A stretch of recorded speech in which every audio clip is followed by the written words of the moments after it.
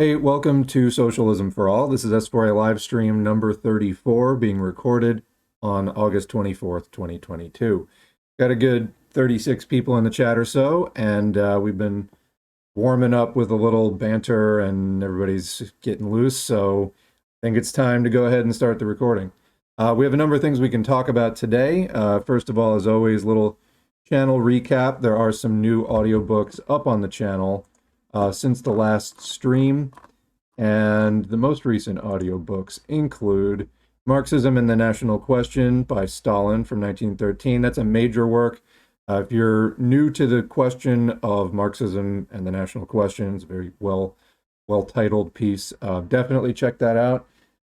There is, of course, live stream number 33 from last week.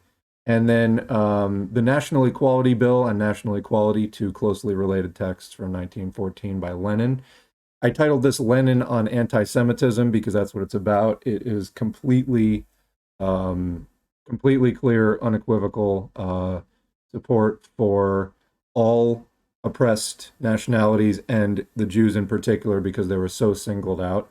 So that's a short, like 20-minute text if you want to catch up on that. And then also a longer one, The Right of Nations to Self-Determination from 1914 by Lenin.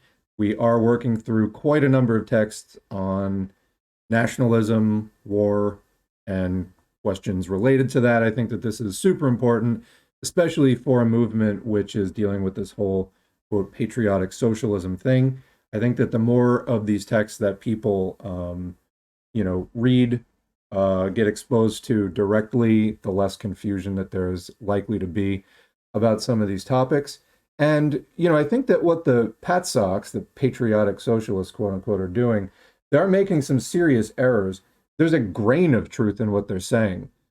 Yes, it's true that Lenin said that we should, be proud of whatever contributions our particular, like in his case, the great Russians had a few, prior to the Russian Revolution, had a few contributions to like the overall history of, revolution and liberation and revolts and rebellions and things like that. And yeah, I mean, you should be proud of those, but that's a really distinct thing from, wrapping yourself in the flag of your bourgeois nation and, completely getting behind that bourgeois project in like an uncritical way, particularly, well, never in an uncritical way, but kind of at all past a certain early point in the development of capitalism. Actually, Jackson Hinkle was just going on this week. He got into like a little Twitter spat with Ben Norton about, I think Norton had posted something about socialists should not be trying to reclaim the US flag, just like stop trying to rehabilitate it. We need to kind of move on because pretty much universally around the world,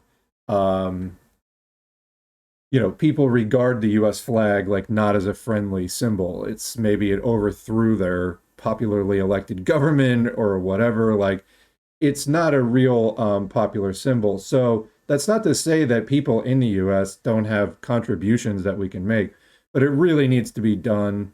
The nation that is doing the most national oppression, national oppressing in the world is not really a word, but you know what I mean? Oppression of different nations. That anchors reaction. We need to stop doing that. And I think people in the US, more than any other place probably, need to adopt an attitude of internationalism and class solidarity rather than particularly, any notion of nationalism whatsoever. But read the text, it's pretty clear there. Anyway, Hinkle got into a thing with Norton about it, and he was like, oh, you woke leftists who live outside the US, can have the luxury of taking that. But, we true Marxist patriots in the United States, like, we have to love the flag, and just pretty much got universally shouted down, which is good. But this shouldn't be coming up in the first place, honestly. So anyway, there is that longer text by Lenin.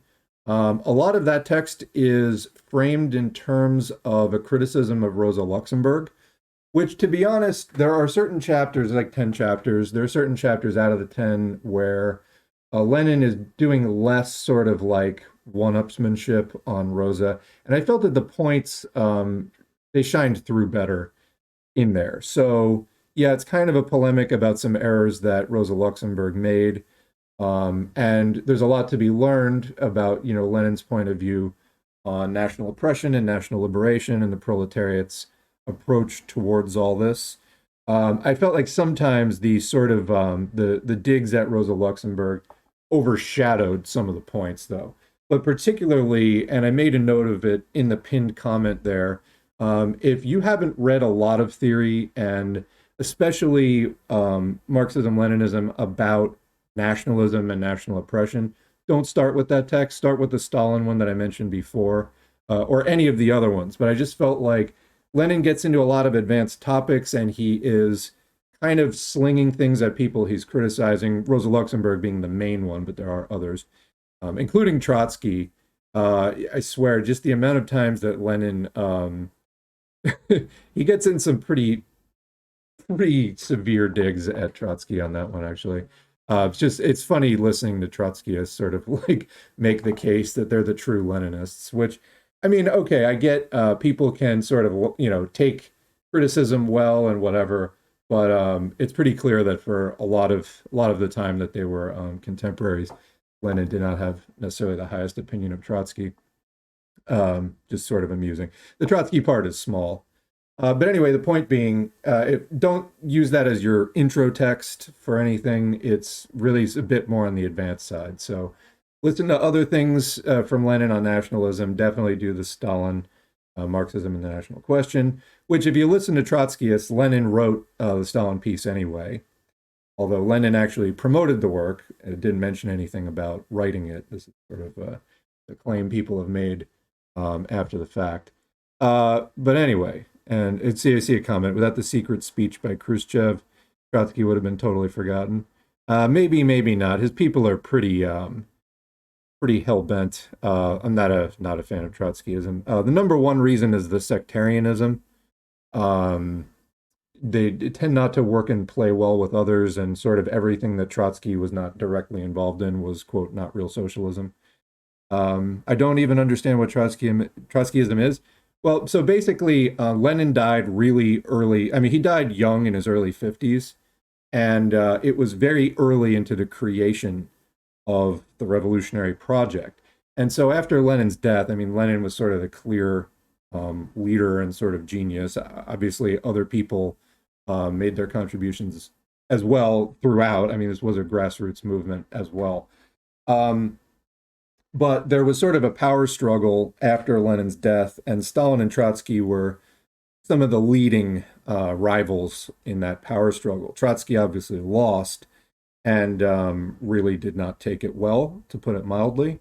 We'll cover more of this. You know, it's been a constant thing on the channel.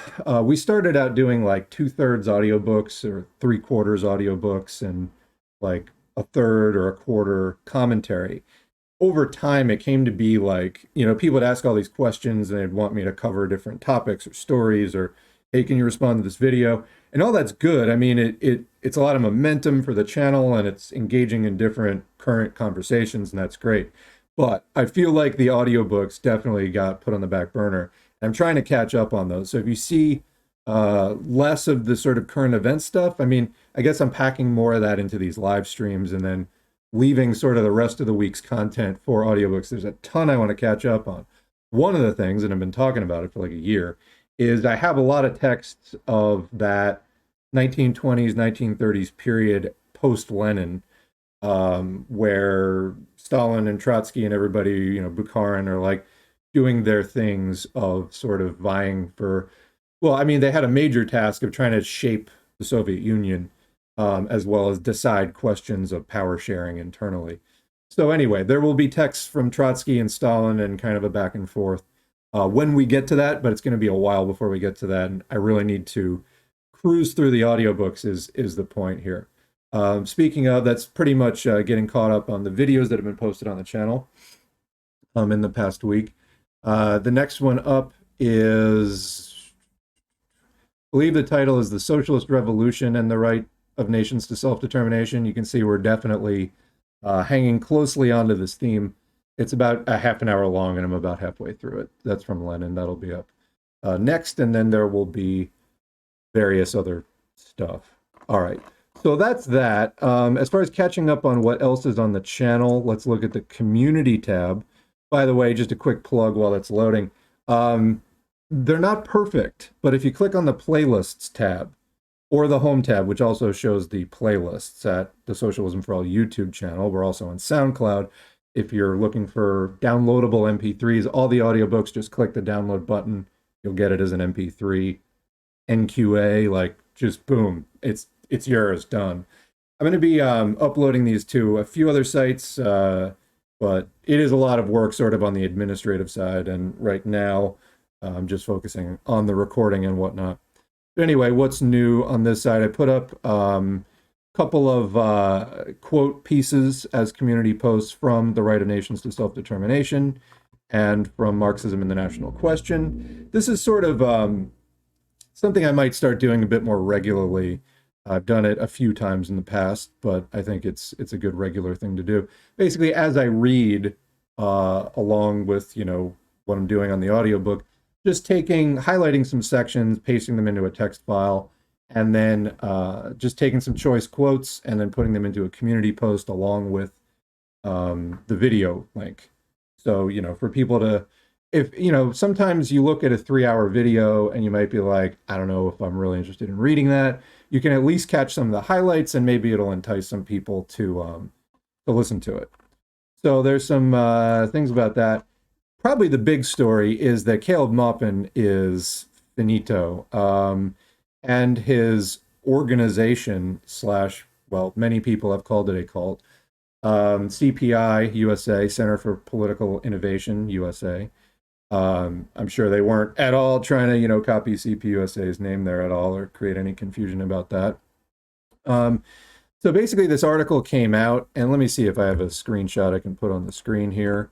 We'll just get into this right away. Actually, you know what?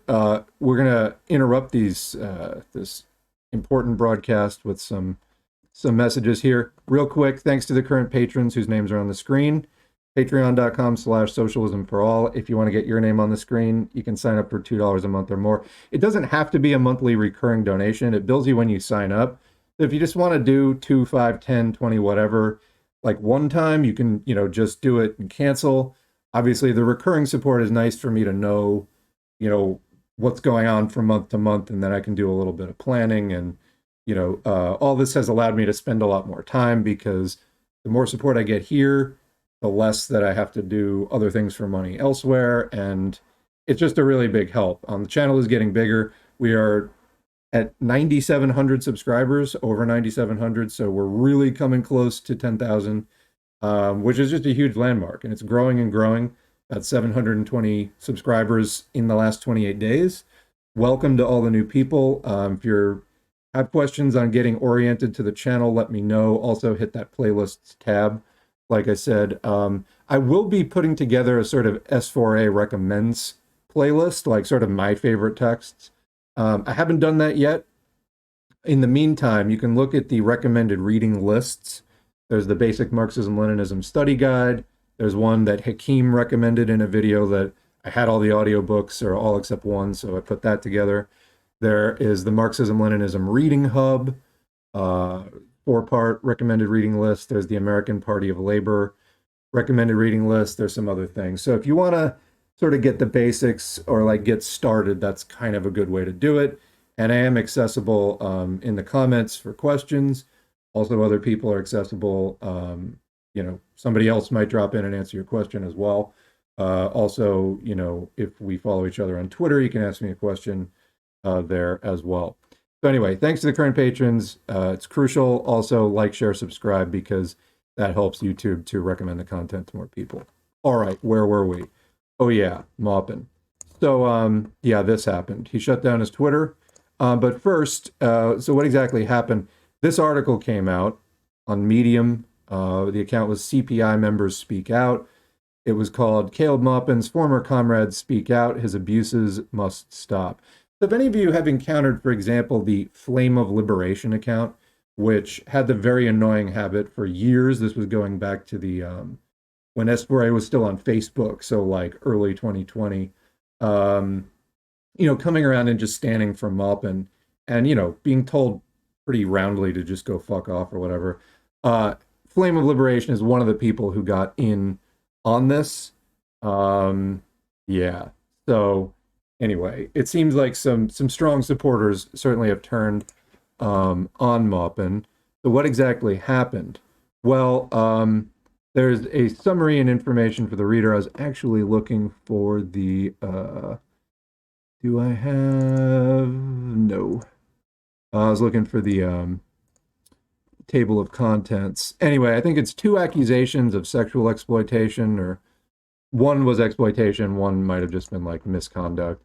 And then there were 4 other allegations of random abuses of power, which were not specifically sexual in nature. Anyway, let's quickly just read part of the summary and information for the reader. So they wrote, bringing forward the statement was not easy for any of us, but there was no alternative to speaking the truth. It's our responsibility to stop the abuse of power against comrades, those of us who want to fight for the ideas of constructive, optimistic socialism and anti-imperialism, and who have contributed to the organization's Center of Political Innovation, I thought it was 4, anyway, have been betrayed by Caleb Maupin. Over the years, he has subjected members of CPI to various forms of abuse and exploitation, pushed his sexual desires on members who had considered him to be a leading comrade. He brought his sexual impulses into political organizing. Let me just pause here. This has been a constant problem, at least since the New Left.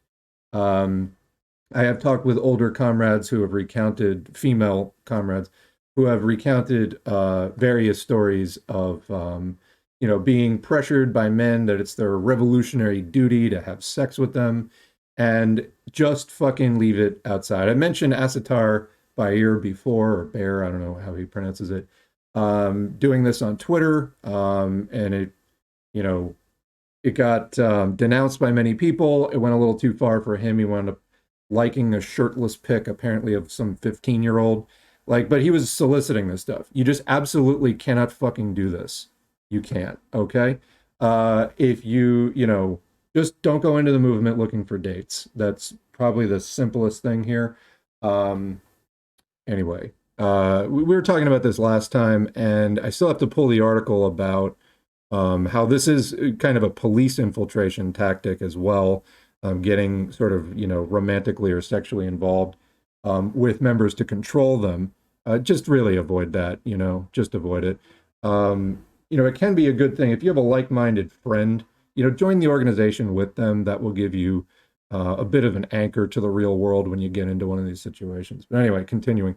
Caleb pushed a member out of CPI and its predecessors, Students and Youth for a New America, after she made clear that she would not do sexual favors for him. Caleb paid a member for sex who he knew was economically desperate, and then went on to push them out of the group and slander them.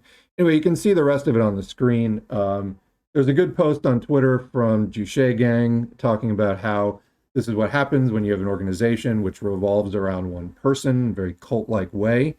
It's not democratic centralism. It's not actual proletarian struggle. It's for the fame and fortune of whoever is in that, on the throne, so to speak. So I did read, I think here's the table of contents. So I read, I believe it was member 2's statement. For some reason that comes first, oh well. And basically the story, the short version, or at least the first half of it, goes something like, this person was involved in CPI, and they had a job, I think, as a math tutor, and also waiting tables. And they went on, they really needed the money. They're in a precarious financial situation, as many of us are. And they agreed to go to an event with Caleb that involved some travel. And they said, okay, on condition only that I get back in time for my job on Monday. Caleb said, according to them, yeah, that's fine. Then when it came time to leave, Caleb insisted that they eat lunch at this restaurant. Anyway, she says she got fired after that for missing work. And Caleb was like, don't worry, we'll take care of you. And then, the sort of CPI work that she was asked to do wasn't cutting it as far as living expenses. And she felt that the only thing she could do was go back to sex work to make enough money to live. And then this is where things get complicated because apparently Maupin became a customer of hers at that point. And so, according to her, she wound up relapsing on heroin, and at which point a rift forms. Caleb insists that she, sort of back out of the organization and everything. But then, according to her, she gets clean. But then Caleb keeps telling people in the organization that she's in the throes of addiction.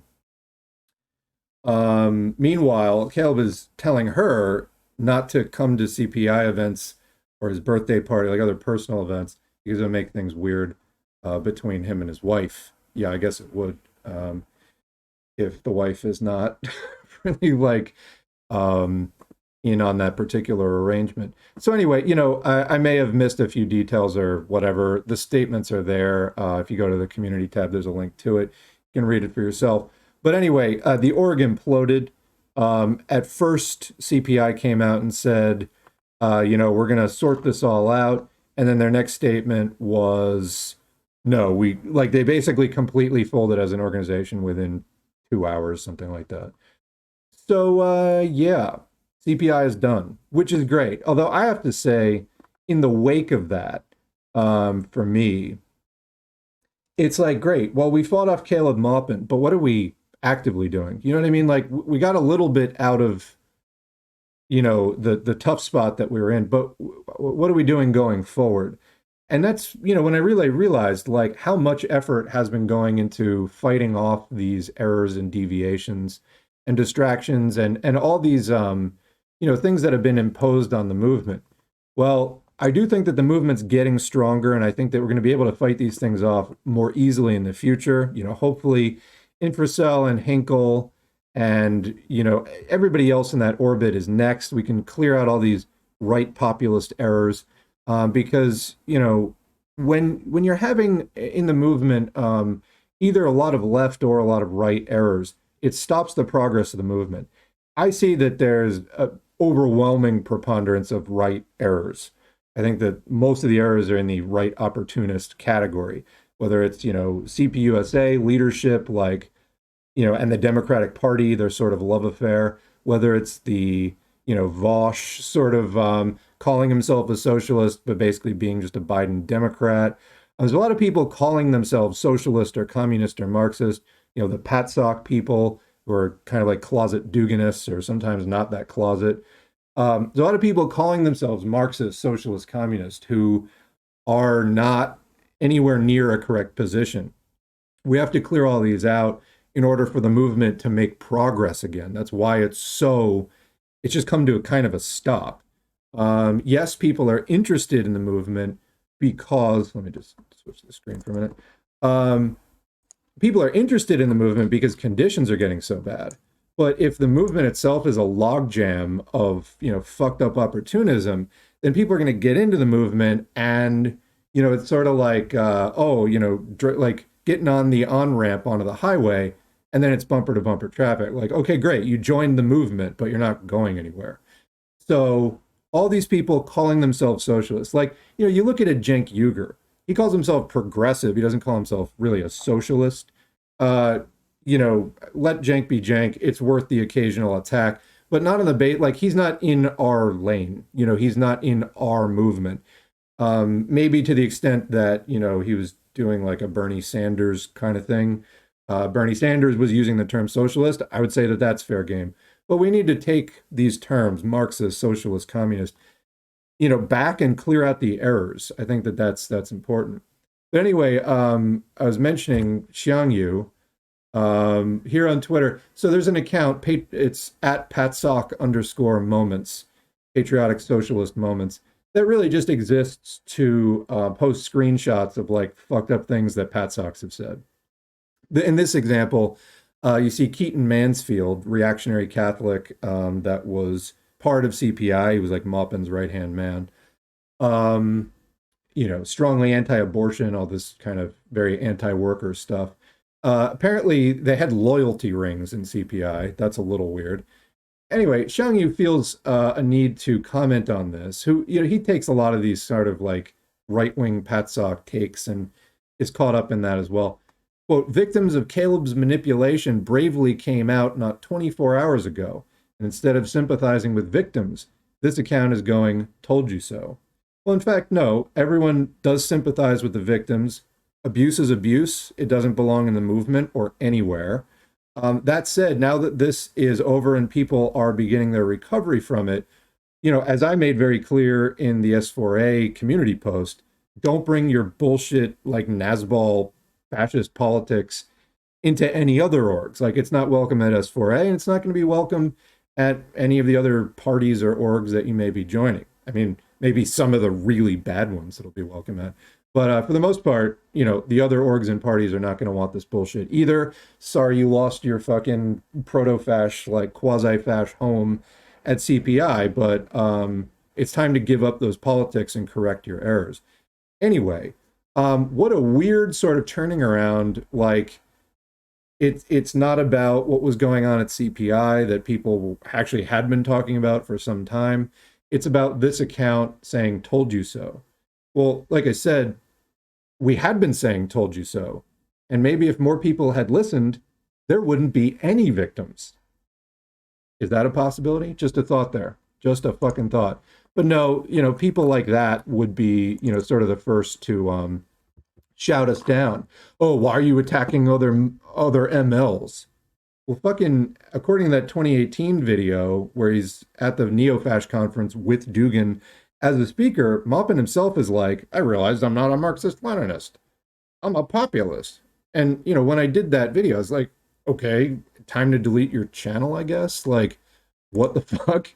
So, they want it both ways. We're populists, but we're Marxist-Leninists. Well, no. Populist, as far as Dugin is concerned, which that was the context in which it was being discussed, is fascism. So you can't be both. MLs are anti-fascist. You cannot be both. So anyway, that's there. Anyway, my statement on this, actually here's the CPI USA. Actually, I'm not sure I'm going to be able to get this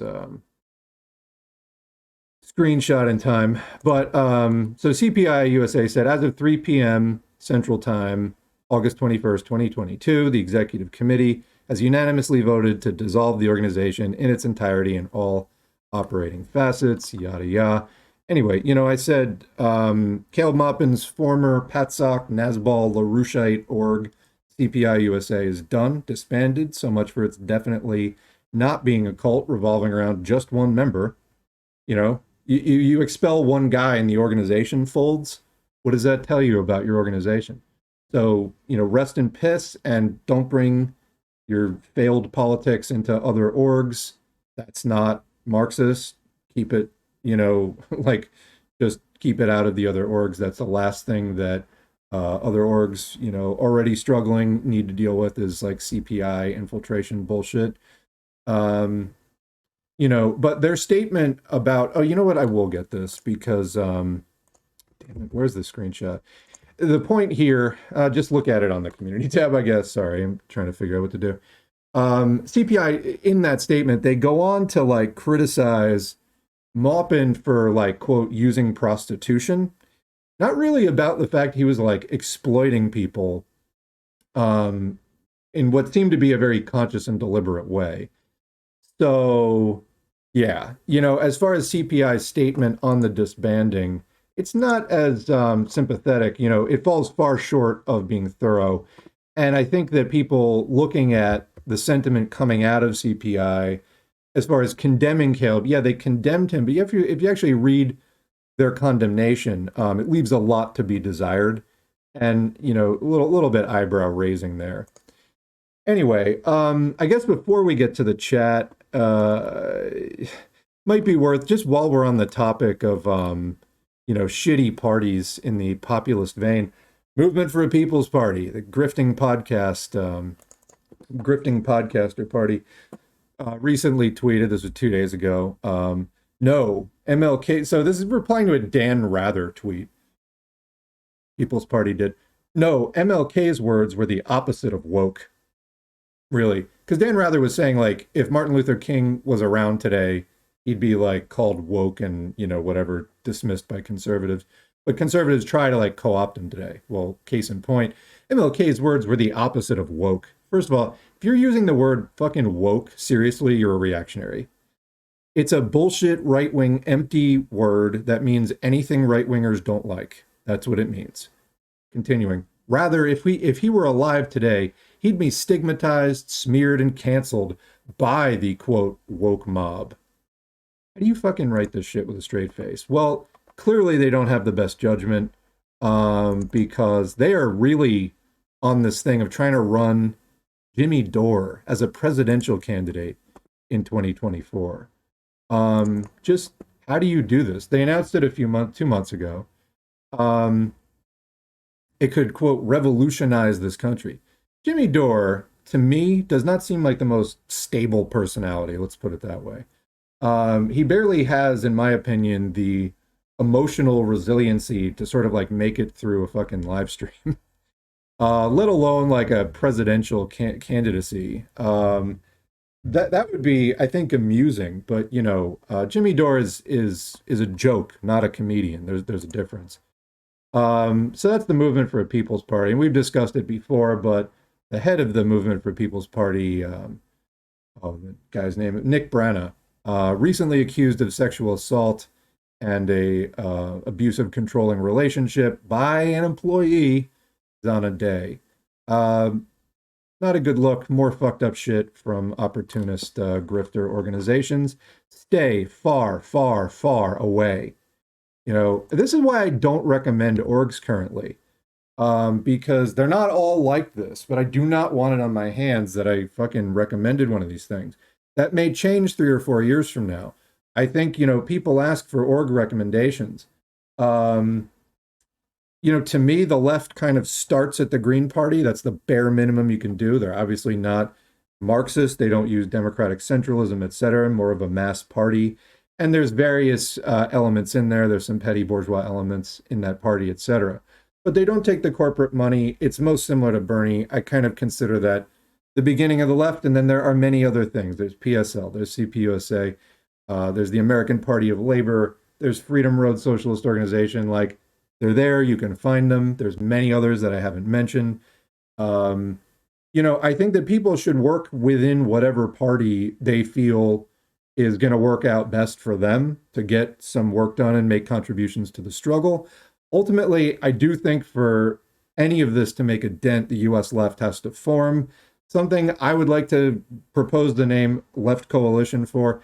I think it works well, and is well adaptable to different city or state name, Left Coalition Sacramento, Left Coalition Chicago, Left Coalition New York, on and on.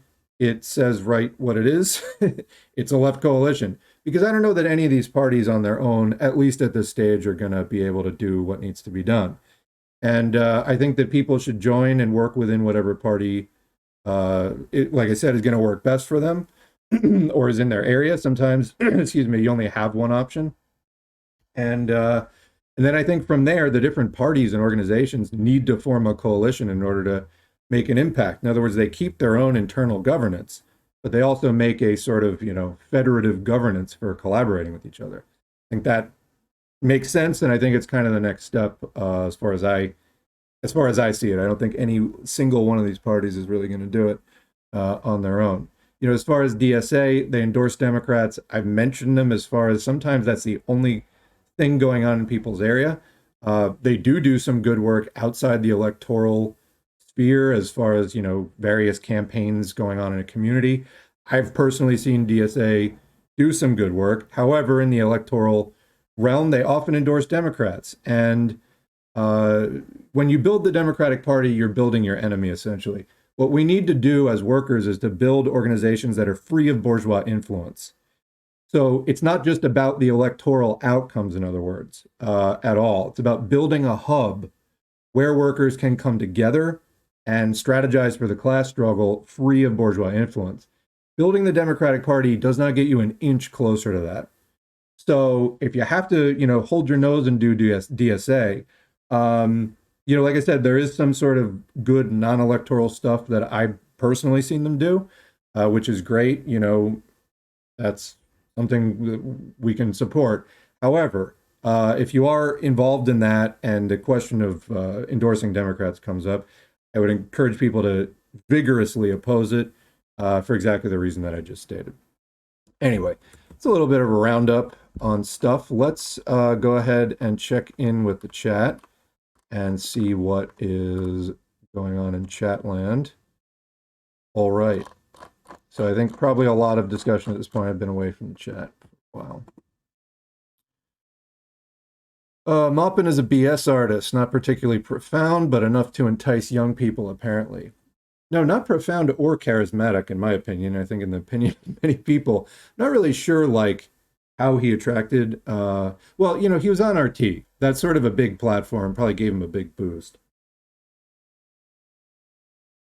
Plus, I mean, how I caught on to Maupin, in part was, in 2020, when I was first doing this channel, I had to kind of get caught up on what else was going on there, channel-wise. I wasn't like watching a ton of this stuff before I got involved in the scene, so I was like getting caught up, and I'd go into Maupin's comments, and there were like just obvious fascists, like from the name of the account, commenting on his shit, like in a collaborative way. And I was like, what is going on here? And he was just casually responding to people with YouTube screen names like traditional fascist, 17 or whatever. I was like, okay, what's going on here? So, I started catching on to that, but he would do these debates. Like, I think he got a lot of his boost out of doing the debates and from being on RT. And of course, from all of the appearances like with Dugan at the Neo-Fash conference in 2018 or whatever. So, I mean, I think that that's how he built his thing. Good riddance. It's really all I can say. He did make a statement that, he's going to, get, quote, treatment for his sex addiction. Can you believe it? It's like, no, dude, this isn't about like you being a sex addict. It's about you fucking manipulating and exploiting people. And like, yeah, I get people who have addiction, like there's a lot of pathological behavior that stems out of that. From the sound of it, it doesn't really sound like what was going on here as far as like a compulsive thing. Like, obviously, I'm not, in the thick of that. But that just seemed like such a sort of turning it around, like, oh, I'm a victim too. I'm an addict. It's like, yeah. Are you though? And like, maybe you should just refrain from ever seeking a fucking leadership position for minimum like 10 years or something. Seriously. He's like, yeah, I'll come back to social media after I've gotten my shit together. No, please don't. Please don't.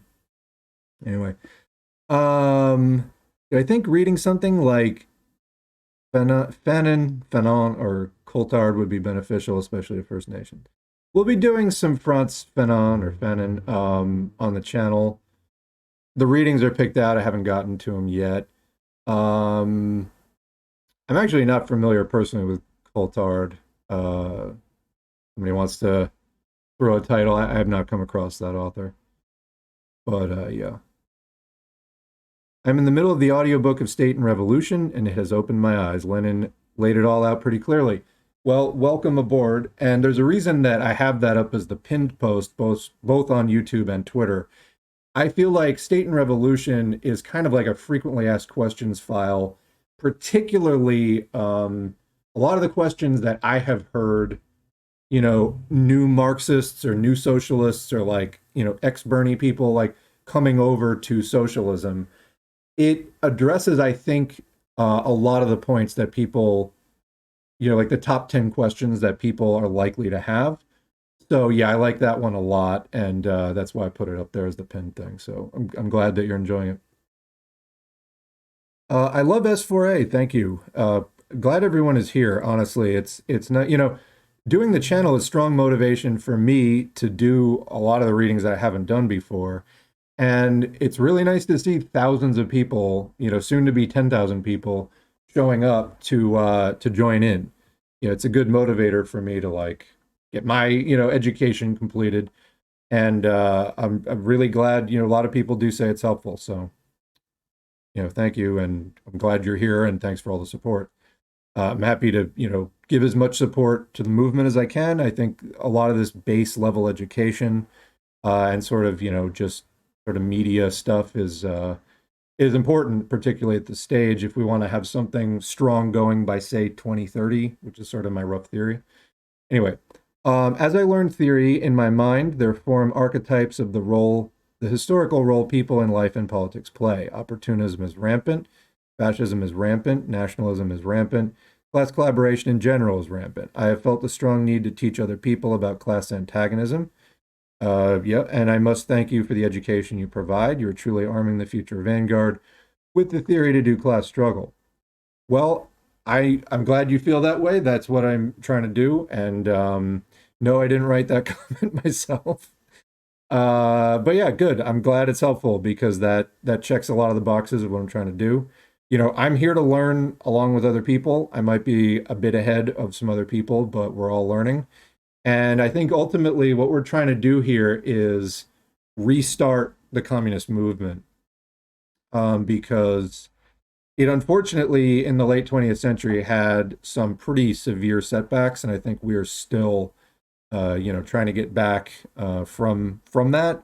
We've been in a period of horrible reaction and counter-revolution, and this too shall pass. But we gotta do a lot of struggle and a lot of education, a lot of the threads to direct intergenerational links to past revolutionary traditions have unfortunately been broken. We have to kind of reconnect these threads. So, I know I'm not the only channel doing this either. There's other people out there doing this kind of work, doing the education and getting people not just educated, but excited and inspired, to keep cultivating class consciousness on a daily basis, because it can be pretty, it can be hard on you. It can be rough just sort of hanging in there. So I think we all have to encourage each other in that. That was what I was saying before about, great, we sort of, Maupin's down. But I sort of reflected immediately on like, well, now we're just back up to like zero. Like we're no longer in the negative, but now we have to go do the like stuff that all those struggles were in part keeping us back from doing. Or contributing to us not being able to get to more active stuff because we were too busy struggling with all those errors. So yeah, it takes a lot of energy. It takes a lot of determination and commitment. Organizing is commitment. I think a lot of people are having a hard time with that aspect of it. A lot of people say, "Oh, I wish there was some other thing that workers could support." But you honestly have to help build it, and I get that that may seem intimidating to people because you may not have a lot of experience building an organization or even just participating in something that allows your input in a real democratic way. But you do have to get that experience, and you do have to just sort of, I don't mean this in an aggressive, a lot of times it has an aggressive connotation, but, just sort of get over the fact that you don't have that experience and you have to just sort of wade out there, take the risk and start participating. You do belong there, you're a working class person. And, especially if you start out doing some of the theoretical readings and lessons like at a channel like S4A and listening to, similar type of things and doing readings on your own, that's going to give you a good basis for like joining a party and, being able to be somewhat informed like from day one. So parties should also be educating you as well. I think that they should be doing more online as well. At least in the meantime, people have to do this kind of work, and S4A is doing some of it for now, and we'll see what happens, 5 or 10 years from now. Anyway, congrats on being here, I guess is my response, and, we have a lot of work to do. Next comment, all progress, whether that be workers' rights, women's rights, rights for LGBTQ people, etc., are in spite of America as the state always sides with reaction. Yeah, so the US is deeply, deeply rooted in reaction, and it goes into things like the genocide of the people who lived here before the European settlers. It goes to the importation and enslavement of people from Africa. So you've already got, multiple nations being genocided, driven off their land, treated as property, just as like labor, worked to death, tortured. Those are literally the foundations of the United States. And the US absolutely has not come to terms with this. And then there's the modern history. It's not even that modern. It goes back into the 19th century as well, of, other kinds of conquest and oppressing other nations outside of just what is now known as like the US, continental US. Today, it's been continuous and overthrowing governments around the world and all kinds of stuff. Until the US really comes to terms with all this, like that's an anchor for reaction. Lenin talks about this in The Right of Nations to Self-Determination, particularly in regard to the English and the Irish. For a long time, if you don't know, England really brutally oppressed Ireland and still has not withdrawn completely from Ireland. And it's better now than it was, but it's still not a complete rectification. Anyway, Lenin quoted Marx and Engels talking about the situation of England and Ireland, and how the oppression of Ireland really anchored reaction in England to a point where it wasn't just possible for what they saw as the normal socialist process of workers' movements to undo it. There had to be a kind of separate struggle over that. And that's even reflected in the quotes that I mentioned I put up on the community tab. So do check those out. Even if you don't get to the whole 2-hour, 20-minute audiobook, at least check those quotes out.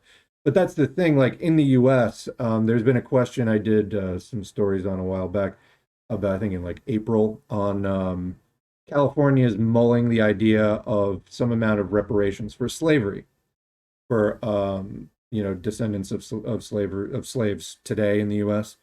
And there's a fight over that. It's like the more that the US can be forced to stop this oppression and to come to terms with past oppression, the better off we're going to be, like, pulling up that anchor of reaction. Just where the right wing is, it's holding back progress so much. So, to a certain extent, like what we're looking for as socialists is the best possible conditions under which to wage the class struggle, and then eventually to win that class struggle, which is the primary objective of proletarians, is winning the class struggle. So our concern is with creating the best conditions for winning the class struggle. And you want as much democracy as you can get. Right now, we're in a terrible position. The labor movement, which is a cornerstone of a struggle for socialism, is ridiculously small. It's been decimated in the past 4 or 5 decades.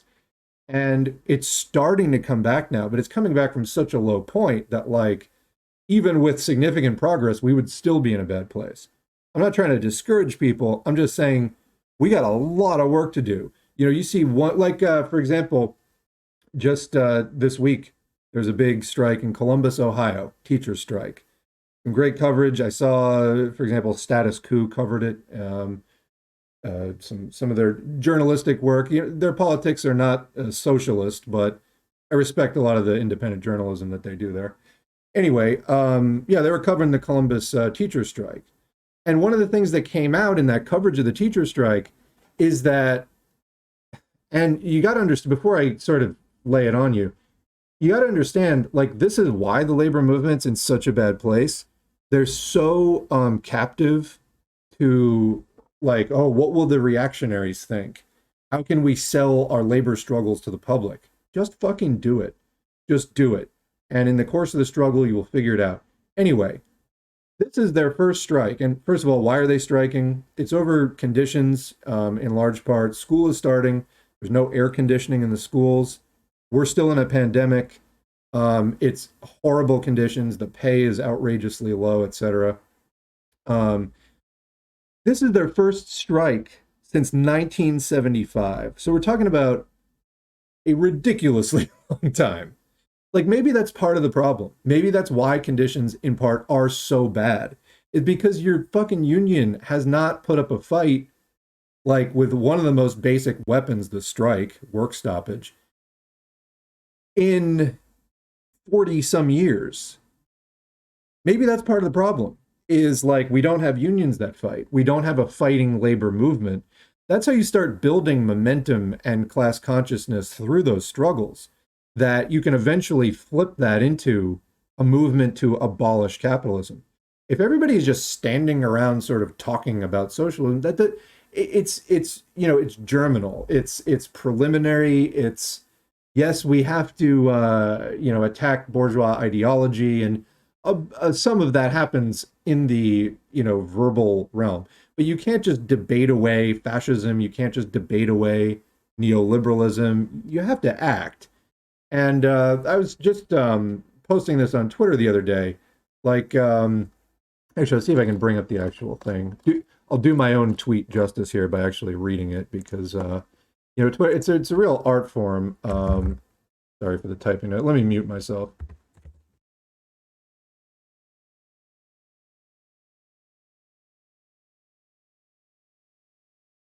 Okay, typing over. It is kind of an art form, trying to like smash things into the character limit. So what I was saying was, many socialists ask questions like, what should I say to this person I know, friend, family, coworker, whatever, who's skeptical of the movement for socialism? What can I say to them in order to convince them or, quote, convert them? First of all, it's not really a religion, so that's not really how this works. But what I said is, the best thing ultimately, and let's be clear, this is the best thing. It's not that nothing else works at all, but I would say the best thing ultimately isn't words, it's action. So you show people and maybe get people involved in your organization or party's work. There's a difference between standing around two people, like on a sidewalk or on a bench, exchanging words, and then there's a difference of 20 people working together building something, and somebody else comes along and goes, what are you doing? And you say, oh, well, we're doing this thing for our organization. Would you like to join in? There's a difference there. It's activity. It's, putting a shovel in their hand and saying, want to help dig? So I continued by saying, although discussing socialist ideas and dismantling bourgeois ideology will come up, the point here is that in debate, people can take on all kinds of imaginary positions. You get into a, quote, debate with somebody, they can just sort of like, imagine stuff up, conjure stuff up out of their ass, and like, assume all kinds of hypotheticals and this and that. On the other hand, if you're standing in meat space and, you put a shovel in somebody's hand and say, hey, help us dig. That's like a concrete thing. And by the way, this is just a hypothetical real world activity. There's all kind, it can be hanging up posters. It can be whatever it is. But like, the idea here is when we're just trying to sell socialism in this sort of hypothetical philosophical space, that's very limited. And, people can, imagine all kinds of things in their mind and come up with these hypotheticals against your position and whatever. When you do things in the real world, it's a lot simpler. It's like, hey, would you like to be involved in this activity? So point being here, we got to do stuff. We got to not, the education is there. Yes, do the studies, know the history, learn the theory, et cetera, historical materialism. Yes. But at the end of the day, if we're not out there active doing things that people can get involved in, it really just looks like an exercise on paper. So keep that in mind. Keep that in mind. All right. I forget where we were even going off of that. Hopefully some of that was useful. Let's get back to the chat comments. Do you think Maupin will ever come back? I know he deleted his Twitter, but his YouTube is still up. Yeah, I'm sure he still wants the ad money or whatever fucking he's doing off of that. If he has any sense, he wouldn't come back. And what's really interesting, people have pointed out, I don't watch Infracell, but apparently he has not mentioned it at all. I gotta think he's somewhat nervous of like, could he be next? And let me say it right now. They all should be next. We need to correct all these errors. And I would say they all need to be corrected, whether it's Vosh, Maupin. I mean, Maupin didn't stand a chance, really. He's a zero charisma sort of just douche that was, I mean, his buttons were so easy to push, it was ridiculous. He didn't really stand a chance. Other people need to be, need to go the Maupin route. Obviously, it's going to look a little different in each case because not all of them were doing the specific things that he was doing that, can be exposed. But they all need to be taken down in one way or another, and those errors corrected. And they're all like they're all having their fuck ups, whatever it is. They just need to be leveraged adequately to where people actually abandon them. People actually. I made a video. This is like a year and a half ago. Every once in a while, like the topic of Hakeem comes up. This was like the last video I think I made on Hakeem, who I recognize has a large channel, has a lot of fans, and does a lot of good content. Had a really clear shot at Vosh a while back and didn't take it. And it seems to me like he prioritized sort of growing his channel rather than potentially alienating the Vosh people. I don't know that that's the case, although that's kind of the story that I've heard a bunch of times. I think that was a major disservice because Vosh started really mushrooming after that. It went from like 200,000 subs to like 400,000, and that maybe could have been stopped. Um, I think S4A was around like 2,000 subscribers at that point, so we just didn't really have the platform to do it. But this is something that I think we all need to take some responsibility for here in this online media space, is helping to correct these errors for the good of all.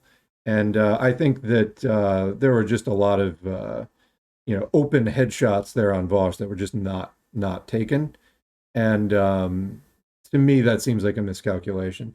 But anyway, so Vosh is still around. That needs to be dealt with. A lot of these other channels preaching absolute crap need to be dealt with as well. And this is for the sake of a real world movement for working people. It's not, some sort of like people playing video games online kind of thing. Like it's a real thing, of people working 8, 10, 12 hours a day, 5 or 6 days a week. Like this is what we're actually doing this for. And I know a lot of people get really caught up in the sort of abstractions and virtual reality of this online space. This is just a reflection of the real world movement. And if we ever want this to actually be useful to the real world movement, we really got to constantly remind ourselves of that. Another one is sort of Jimmy Dore, and I mentioned before, everyone in his orbit.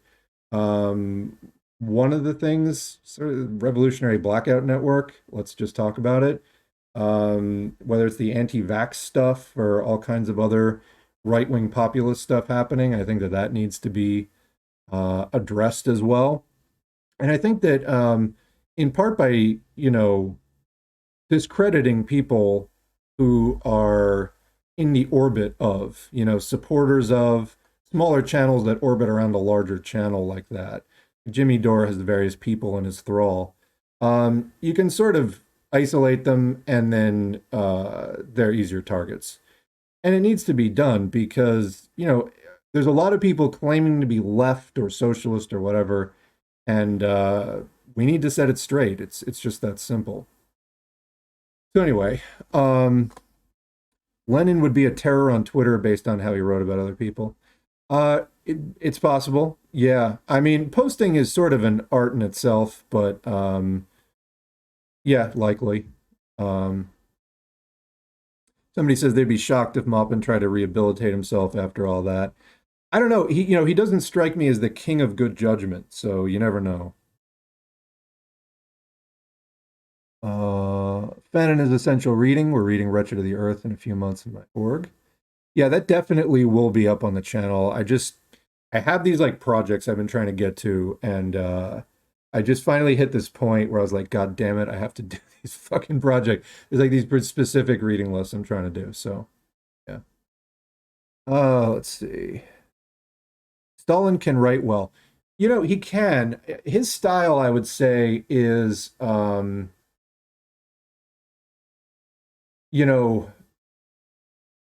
it's certainly distinct from a Marx or a Lenin in that I find Stalin's writing a lot simpler. That's not to say that it's written at a low, like he's not stupid or anything, but it's written in a way that is very, he would have been a good teacher. When Lenin writes, I think he's writing to a lot of people kind of on his same level. And there's value to that for sure. I think that when Stalin wrote, he made a real point of writing in a way that would be accessible to a lot of people, even at people at sort of lower levels of reading comprehension, and that's important. That is important because not everything is just about writing the most highfalutin thing that you can.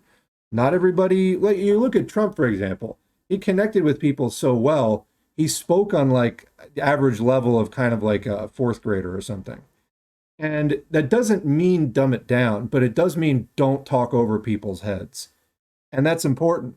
There will be, know your audience, in other words, when you're writing or you're speaking or whatever. Make sure that they're understanding what you're saying. There's a lot of reasons for that. People can get uncomfortable and feel inadequate if you're sort of talking over their head. And, even if they want to understand what you're saying, they may feel flustered if they're not able to keep up or if they don't understand a lot of the words that you're using.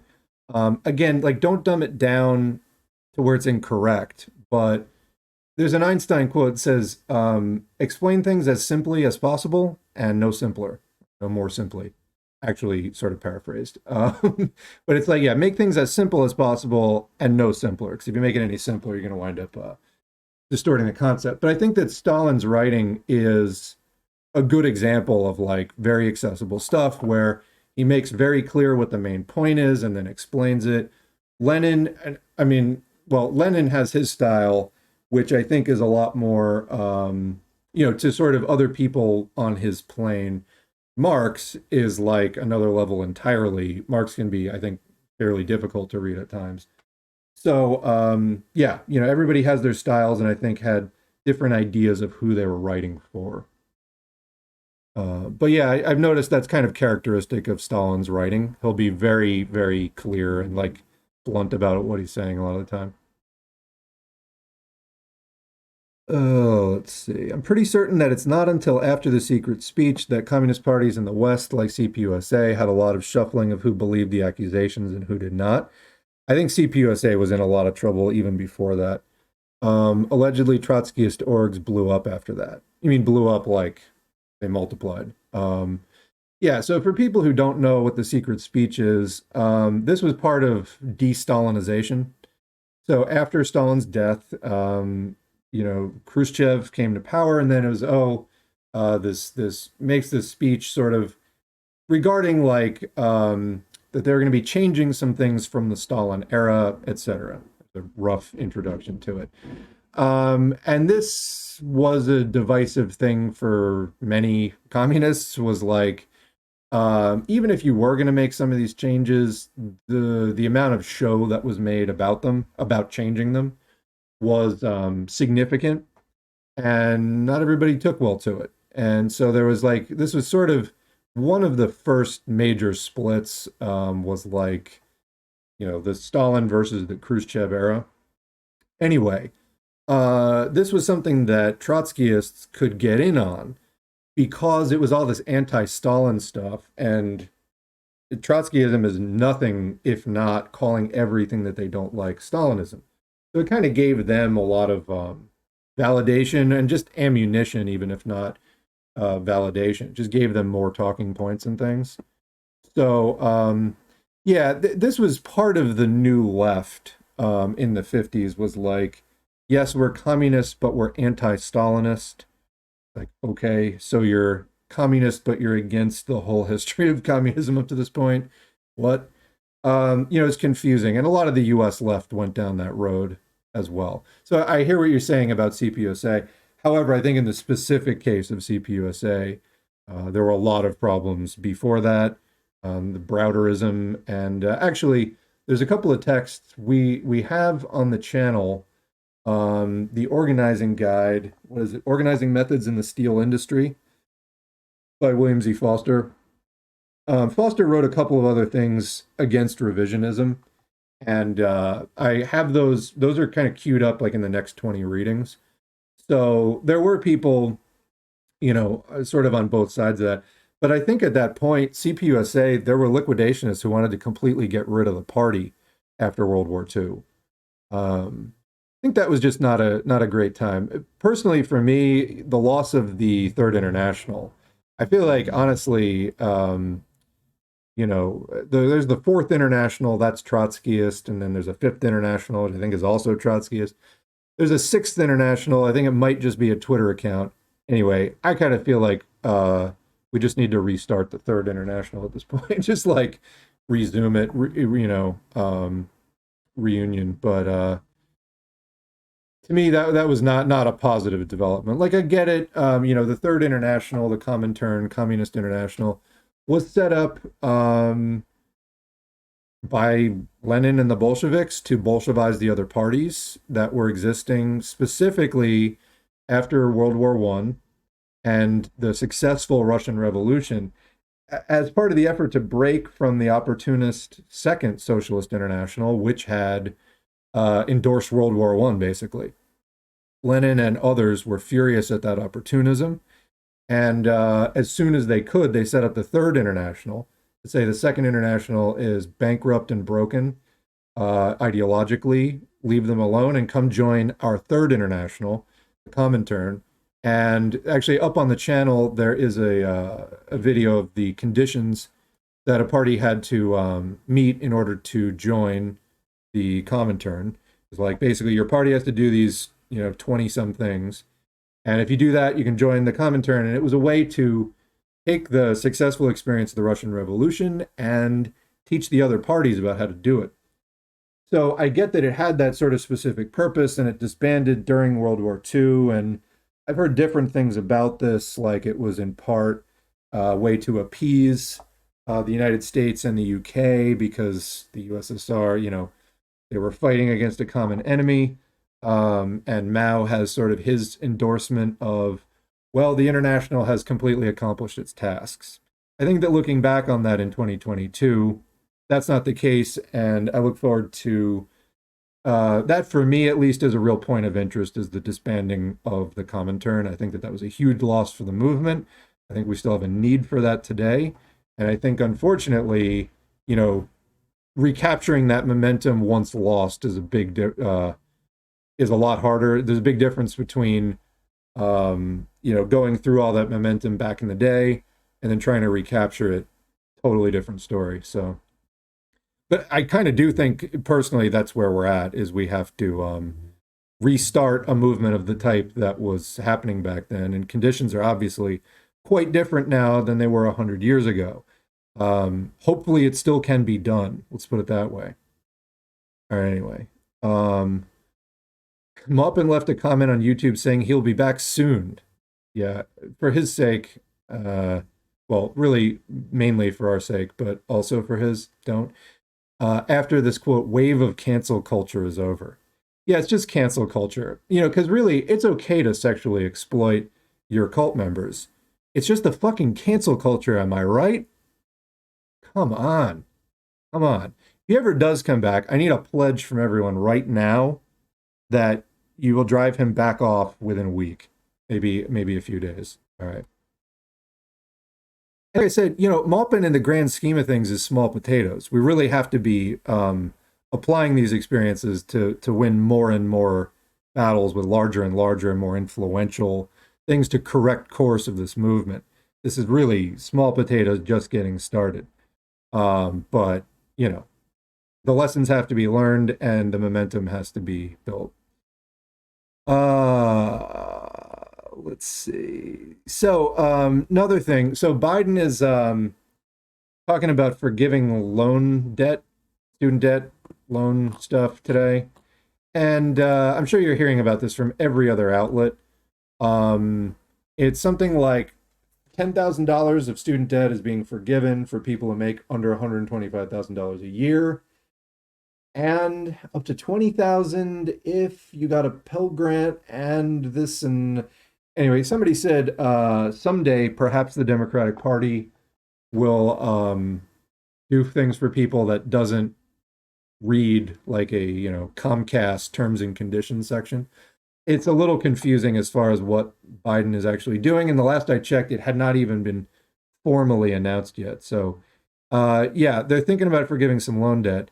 The average debt people die with in the United States is $62,000. $10,000 isn't going to go real far.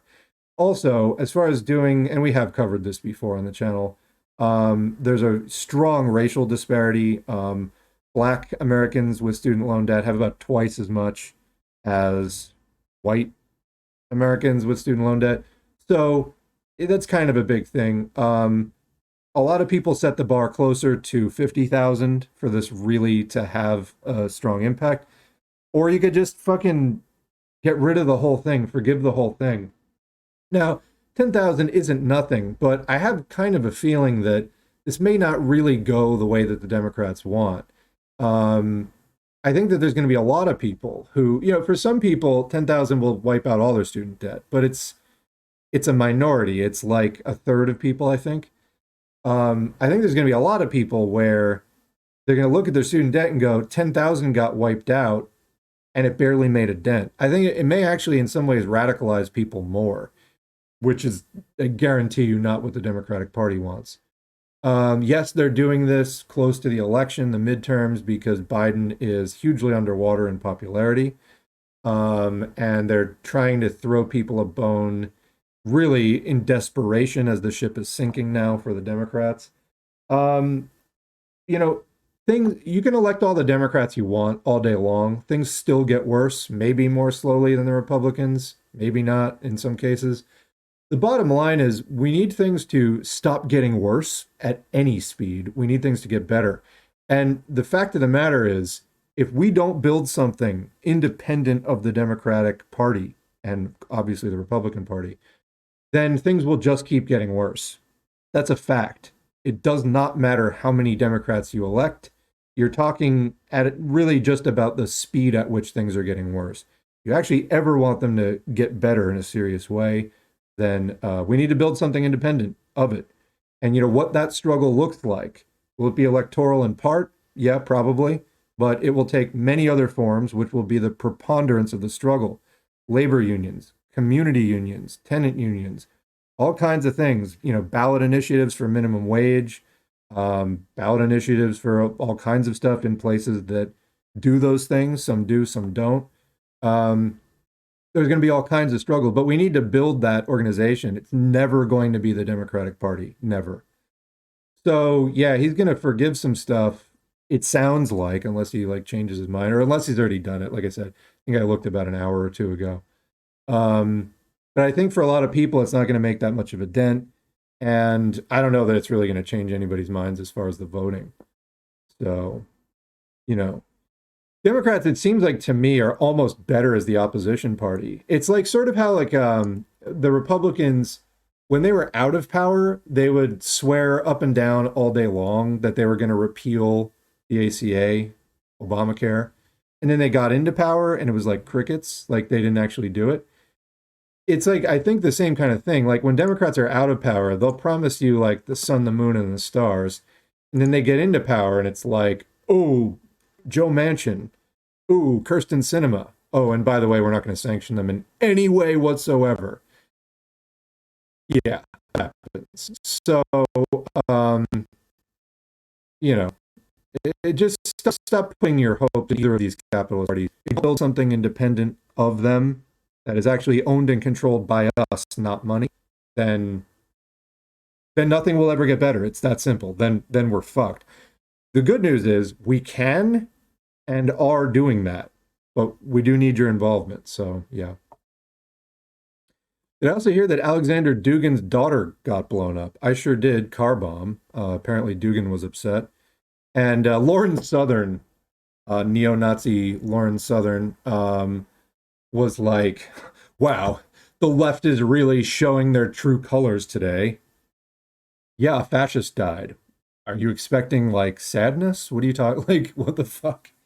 Anyway, yeah, I don't know what happened. I don't know if they even know what happened, but yeah, Dugan's daughter was killed in a car bombing, apparently. I don't really know much more about it, just that it does seem to have happened. So I don't know. Dugan is fascist scum. I didn't really know much about his daughter prior to this. People tell me from what I've seen that she shared his politics. I don't know. I don't think she was as much of a player as he was, but I do think that she was political. So, yeah. Let's see. They keep trying to say that Roger Waters is next. You know, Roger Waters, no comment. I have no real opinion on that. Big thanks to the patrons. Oh, is that where we're at in the chat? That's awesome. Way behind. Just how I like it, way behind. Then I get up and it's like it's a nice way to reinforce, see me rationalizing this, nice way to reinforce all the different topics because I'll talk about something. Then there'll be a comment that I won't get to for 30 minutes about it, and it'll be a nice callback. And then in this way, it's like kneading bread dough, just turning it over and over, reincorporating. All right. Big thanks to the patrons. As someone with a reading disability, your audiobooks on theory are invaluable S4A. Well, good. I'm glad that they are, and I'm glad that it's helpful. I mean, I might not be sitting down and doing all these readings if I wasn't doing it for the recording. So it works for me too. I happen to be a pretty good reader, like not to pat myself on the back, but like know your strengths. And I've been a pretty good reader in my whole life, and I'm glad that I'm able to share that with the community in a helpful way. So good. I'm glad that it's helping some people. All right. Forever chemicals found in drinking water throughout Illinois, per the Chicago Tribune. So we talked about this. This is really interesting because I pulled an article on this because we talked the PFAS. We talked about this. These are per and polyfluoro. I forget the rest of the chemical name. These are chemicals that are used as sealants and as nonstick surfaces, like the coating of nonstick fry pans, for example.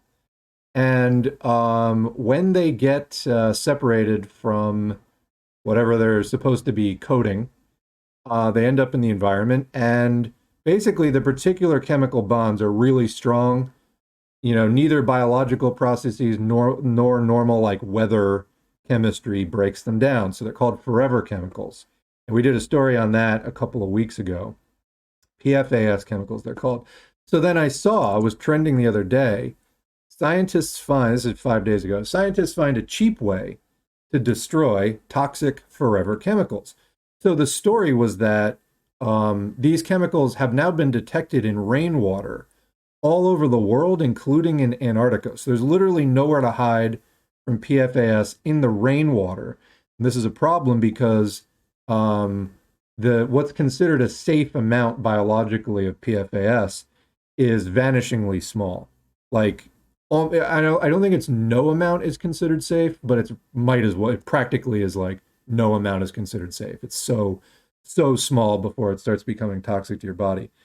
And it's found in those levels in rainwater all over the world. So I was like, oh, cheap way to destroy them. Well, that sounds great. But so the key word here is cheap. Okay. And we're about to learn that there's a big difference between cheap and simple. Okay, what's this cheap process? Well, all right, everybody pull your seats forward. The process involves heating the PFAs to about 100 degrees Celsius with sodium hydroxide in dimethyl sulfoxide, which then decapitates a section of the molecule and destroys the chemical bonds between the carbon and fluorine atoms, leaving only harmless products behind.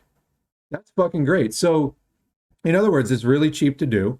All we have to do is take the entire freshwater and saltwater, literally all the water on the planet, all the water that's in the clouds and the atmosphere.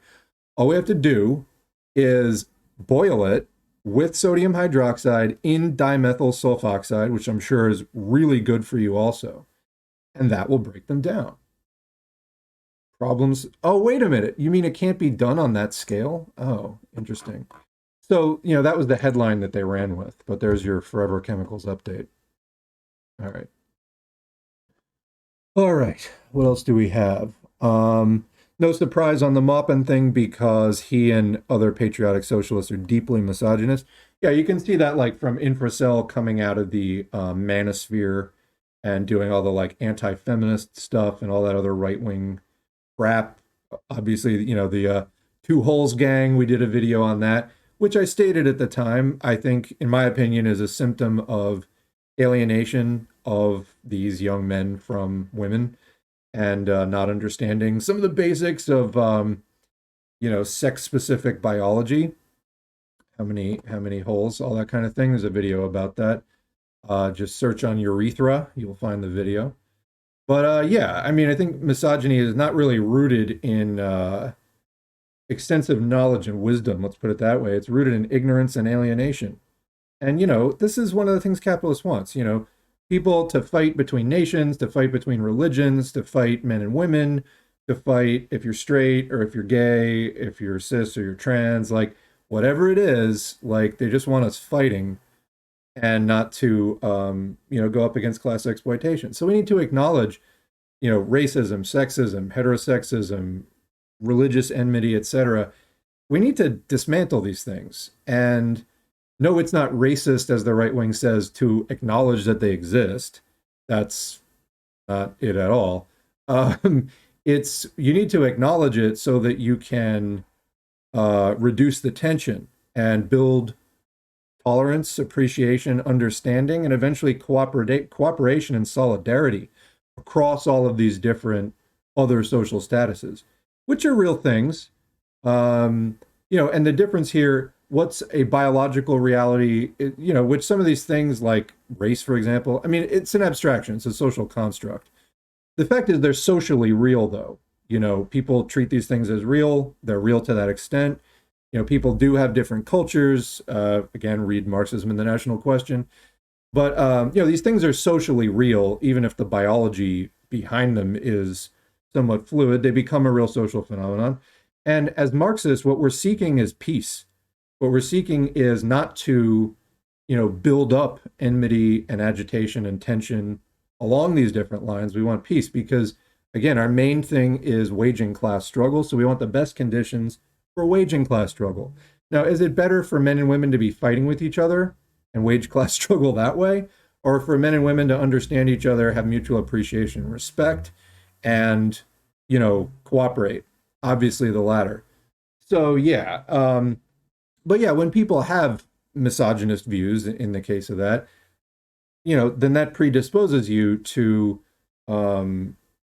acting out those hatreds on women, and that's a horrible thing. And, we see it in behavior like this, which again, that's what I was talking about, like Maupin trying to frame it as like sex addiction.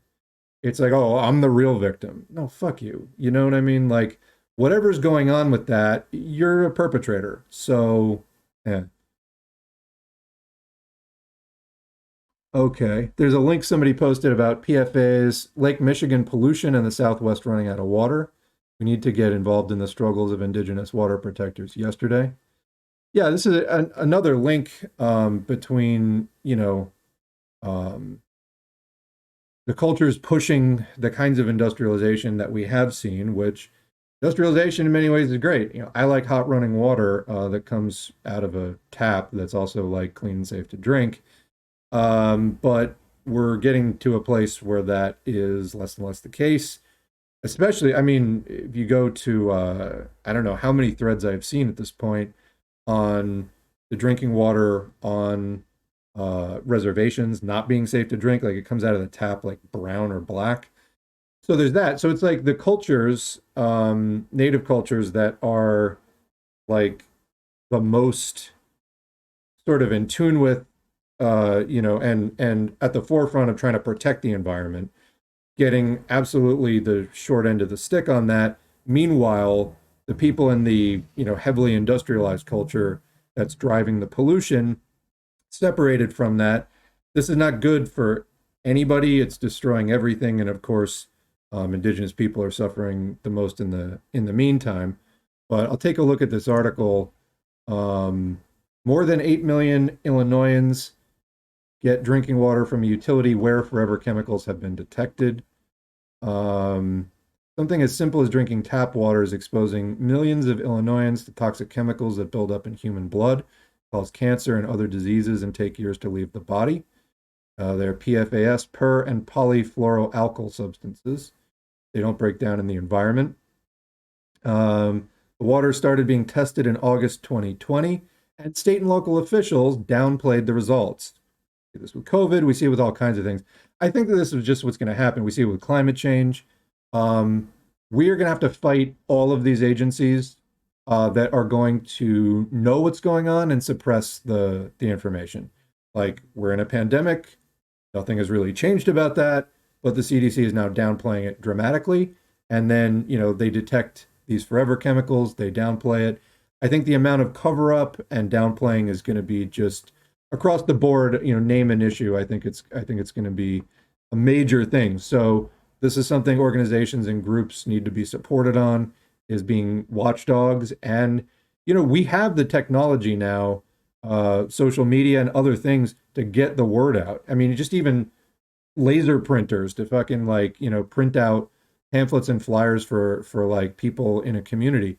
There's ways to get the information out. You don't have to wait for the EPA or whatever it is. And in fact, you may be fighting against their messaging. Look at Fauci. We covered this in the COVID-19 COVID updates, where he's like, we're out of the pandemic phase as the BA2 surge is starting a few months ago. It's insane. It's insane, but this is what we have to do. Anyway, take a look at that later, that article. So, did I see when Xiang Yu finally ended up denouncing Maupin after this came out?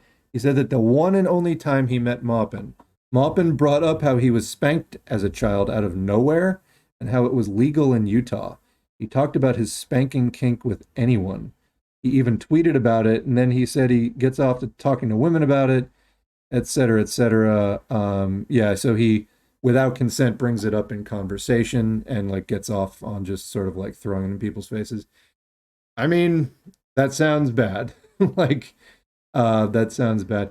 This is also like in the context of Maupin tweeting about sexual behavior must be tightly controlled, which this was like last year. Everybody's like, what the fuck are you talking about? Well, it seems clear that he was sitting on, kind of a powder keg of his own in that regard.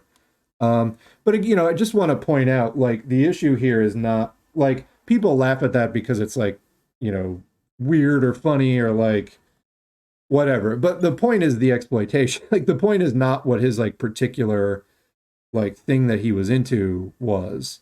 The point is he was like sexually exploiting people in his organization, according, allegedly, according to these allegations, which he has not really denied in any kind of particular way.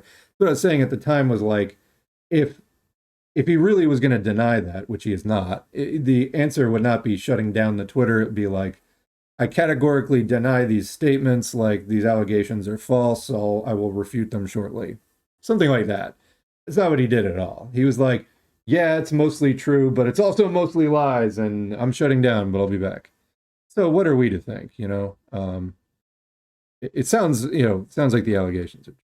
So, yeah, also Caleb and all the other Patsock idiots claim to be anti-sex work under capitalism because it's exploitative, which it is, but they're bending over backwards, trying to excuse Caleb for this, saying, oh, he's not perfect, it's just one person. It was, yeah. They'll say fucking anything. They don't stand for anything except for their fucking reactionary garbage. On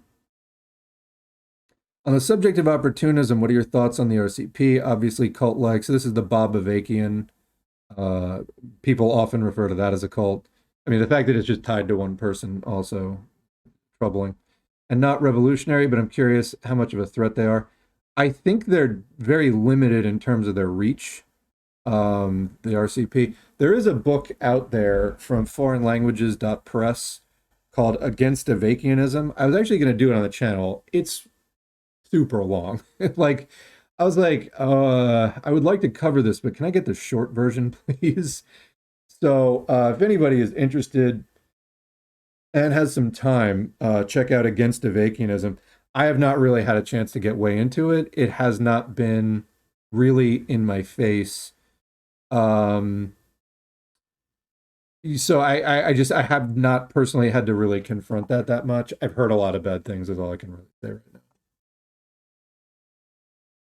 So continuing, so when it's anyone else, they have a radical anti-sex work stance as inherently exploitative, but when Caleb does it, it's fine.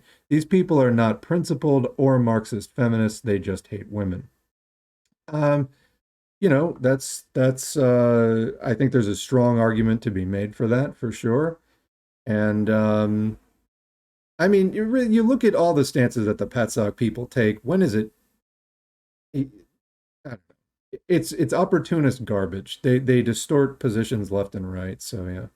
Also, I just learned Keaton Mansfield is 20 years old recently. Yeah, why you're putting people that young sort of in a position of like your right-hand person um, seems somewhat inherently manipulative because people just don't have the sort of judgment or leadership abilities at that point or the just life experience to be able to handle a situation and lead a group like that.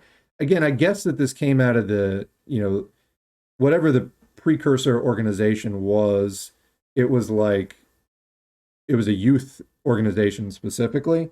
So I guess that's some of it. But yeah, it's definitely sketchy when there's sort of that much focus on pretty young people too, because again, it's the judgment's not there. There's more vulnerability psychologically and otherwise. So I remember having loyalty rings in kindergarten. Do LaRouche people, this is Lyndon LaRouche.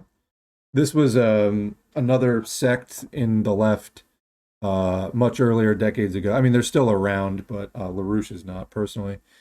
That they did the sort of left-right, quote, unity thing. Really, they were just claiming to be left while taking right-wing positions and physically attacking CPI USA and other organizations like weapons.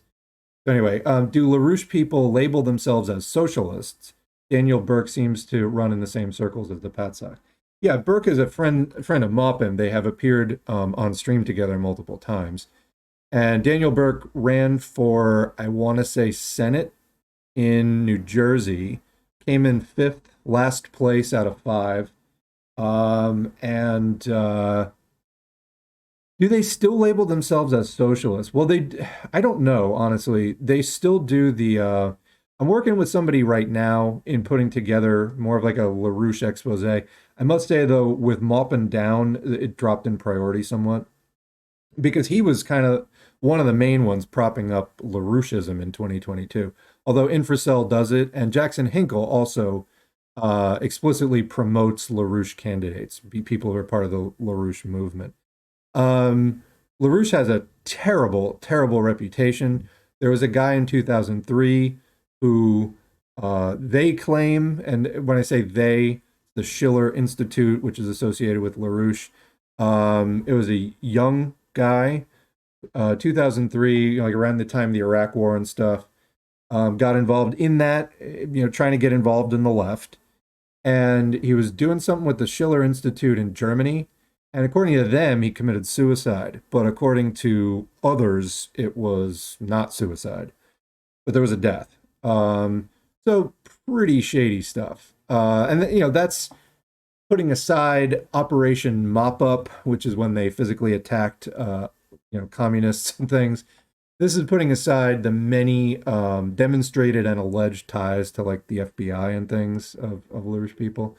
So it's pretty fucked. Do they label themselves as socialists? I don't see a ton of it, but there's definitely hand-holding between them and the Patsocks for sure. So yeah, they've more been attached to the Democratic Party. Like they consider themselves some of the inheritors of the FDR legacy. That's what they've tried to latch onto, is like, we're the neo-FDR faction of the Democratic Party. So they talk about like building the World Land Bridge, like all these sort of development projects and things. I've seen somebody who works for Xinhua News in China promoting LaRouche shit. I was like, why are you promoting LaRouche shit? Got no answer. It wasn't a big account either. So yeah, it's iffy for sure.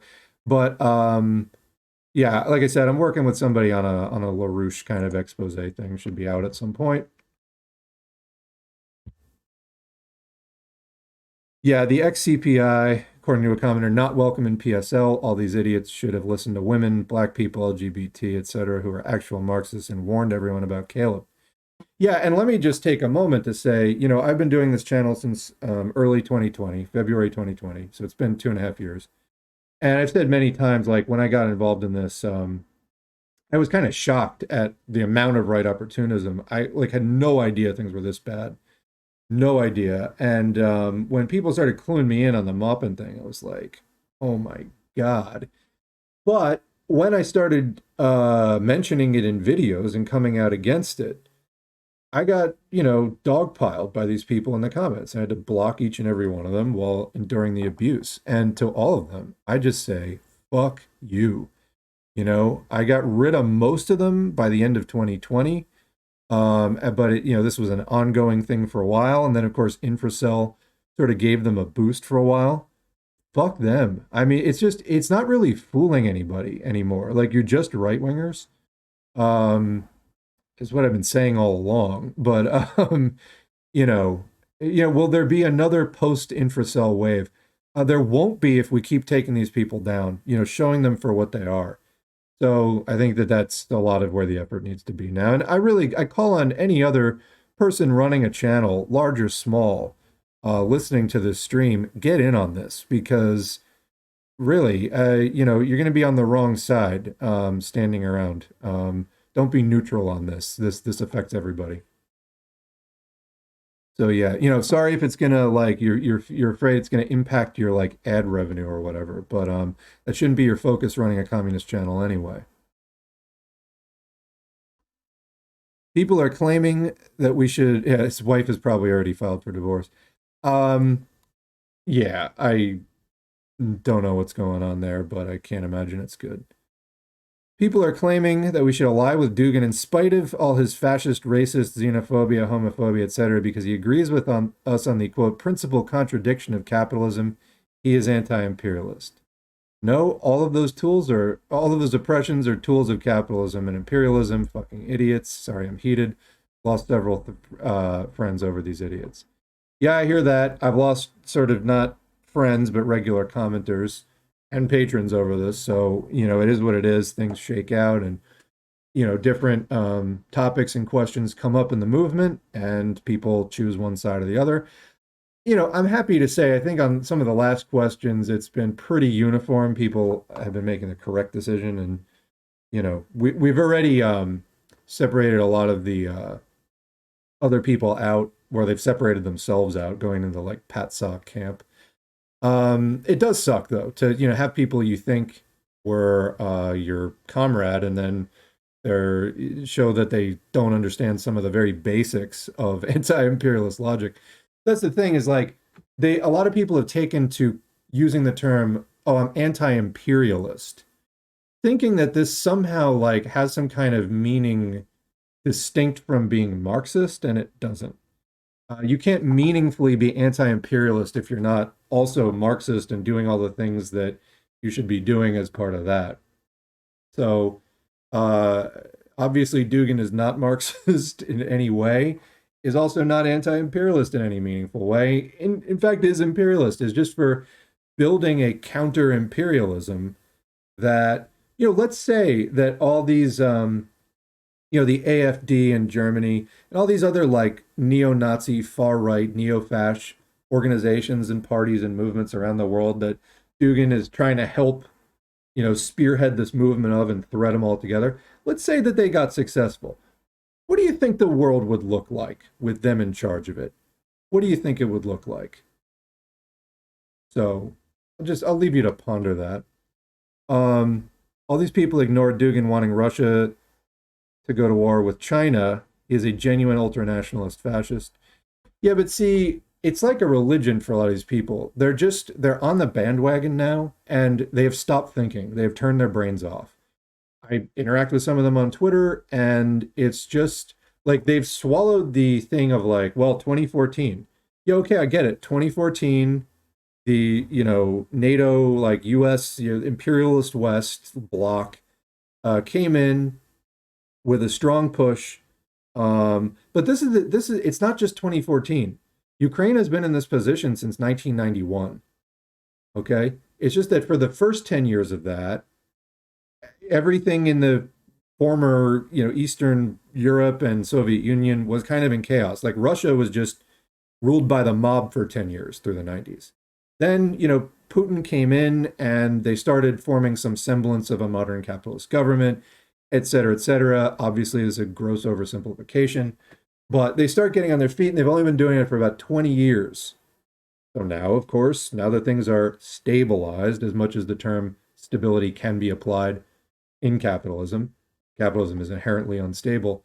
Now that things have, quote, stabilized in a capitalist sense, there's only one place to go, is advanced capitalism acts imperialistically. That's the nature of it.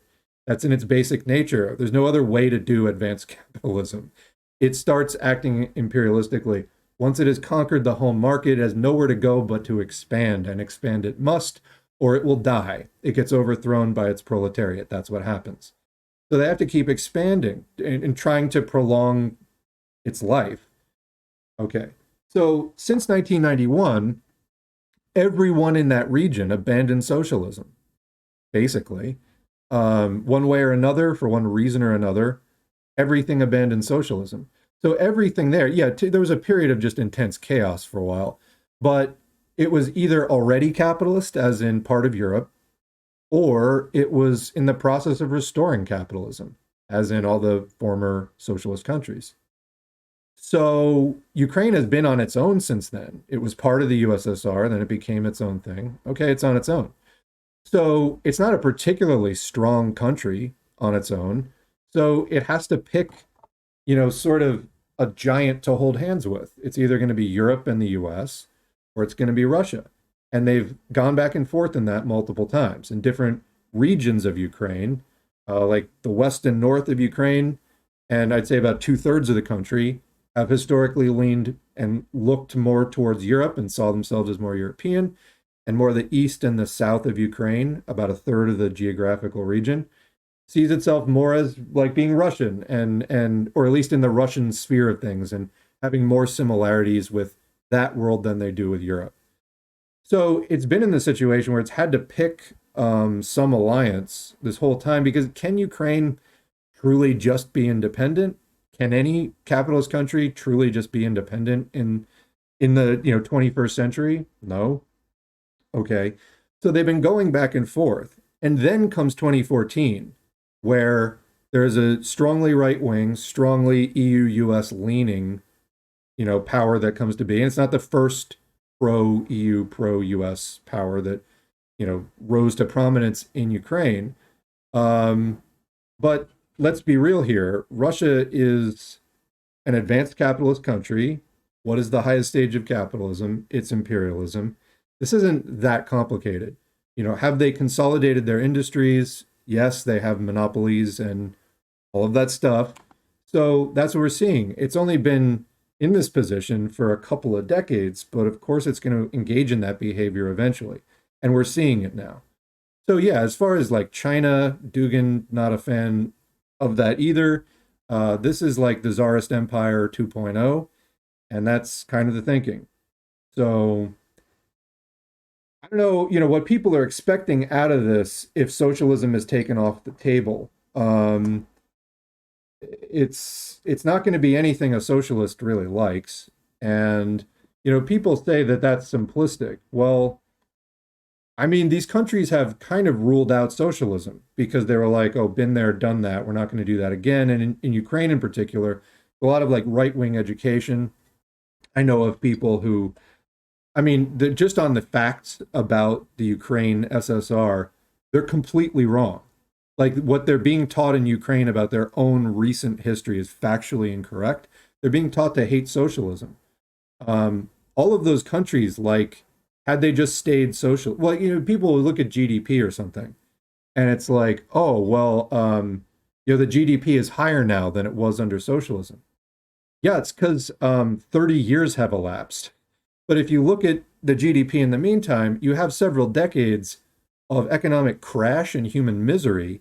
And then in recent years, it has bounced back up. So now it's at the level that it would have been in 2000, had socialism just continued and had the socialist course of development just continued without the several decades of misery. So wouldn't that have been better? And then where it would be now is even better than where it is now. Not to mention, you wouldn't have had to go through all that bullshit in the meantime. So it's not a good situation. I'm not saying that there's like easy answers here. We have to restart the movement for socialism. And in a place like, Ukraine, that's extraordinarily difficult. But for those of us outside of that situation, cultivating as much of an internationalist attitude as we can is important to aid any kind of struggle that, I mean, the Ukrainian people could turn on their government. The Russian people could turn on their government and demand socialism, and they could abolish capitalism. The movement for that is not there right now. But that would actually represent historical progress. Everything else is reshuffling chairs around, and people can say that that's dismissive. It's kind of a fact of historical development, though. Anyway, moving on. I see lots of so-called socialists supporting anything anti-US, which includes Dugin. Yeah, people have to get a lot more selective about this. This is part of why we're doing the educational efforts that we're doing on the channel, because you can't just do this knee-jerk like, oh, anti-US, therefore good. Well, we support the rights of nations to do their own thing, but we also, as Marxists, will vocally oppose policies which are anti-proletarian. It's like Iran will stand up to the US in some ways and reject US domination in some ways, but they will also enact policies that are anti-proletarian. And we can very much vocally oppose those. Again, Marxism and the National Question speaks to some of this very specifically. So, you know, it's not as simple as like opposed US, therefore good. That your analysis cannot end at that. The only cult I would join is one run by Black Redguard. Don't say that too loud. Like, careful what you wish for. No, don't join any cults.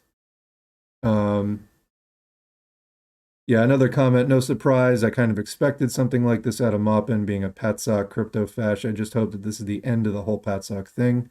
Wouldn't surprise me if Maupin makes a hard turn to the right after this, much like Mussolini.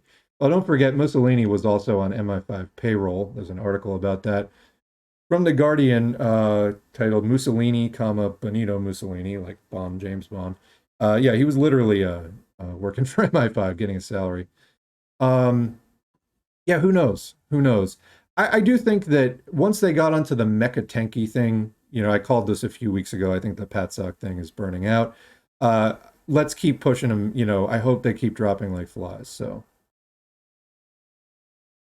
Would I be a fake socialist for giving into voting for Dems to maintain local abortion access? As much as I hate it, in terms of material conditions for women, my local Dems do seem to be really fighting to keep abortion legal here, and we're usually a red state. I mean, I say this all the time, like, do what you're going to do. The fact is, we have to build something other than the Democratic Party because things do just get worse. If you really feel like that's going to make a dramatic difference for you, go ahead and do it. The bottom line is this is not where your political organizing should be. People put so much time and money and everything into funding and building up the Democratic Party. We absolutely need to stop doing that. So if you feel like in your particular case, you have some reason to do it, I mean, you know, do it because, that's up to you. You know what I'm saying? Like, we're trying to keep conditions what they can be, but if we don't build something other than the Democrats, then we're going to be stuck in this place forever and worse. So, it is what it is. I wouldn't think about it in terms of would you be a fake socialist? We're trying to avoid errors like, getting caught up in the Democratic Party the way that I think a lot of, for example, the leadership of the CPI USA has done. We're trying to stay out of that and center our organizing in something else. People always ask this question like, am I a bad socialist if I vote Democrat in this race or whatever? It's up to you. I mean, ultimately, you're the only person who knows what you're doing there. What I can tell you is that cannot be the center of what you're doing, and we need to build something other than that party. So, about the best answer I can give you.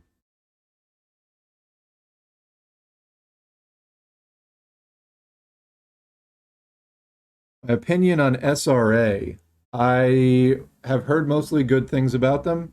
Sometimes they don't reply to people, as many orgs don't, which is a terrible thing. Orgs need to reply to new members. It's literally like one of the top three most important things that you can be doing.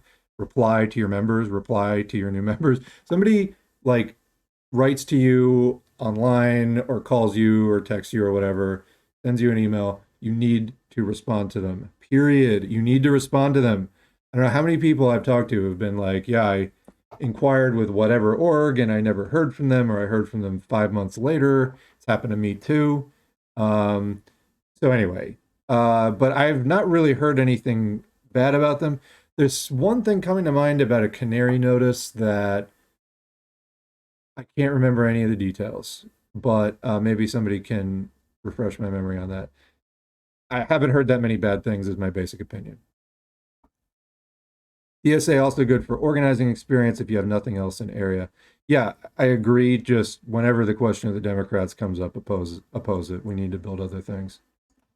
You know, the Democrats, they have plenty of money without your money. They have plenty of media without you. They have plenty of engagement without your engagement.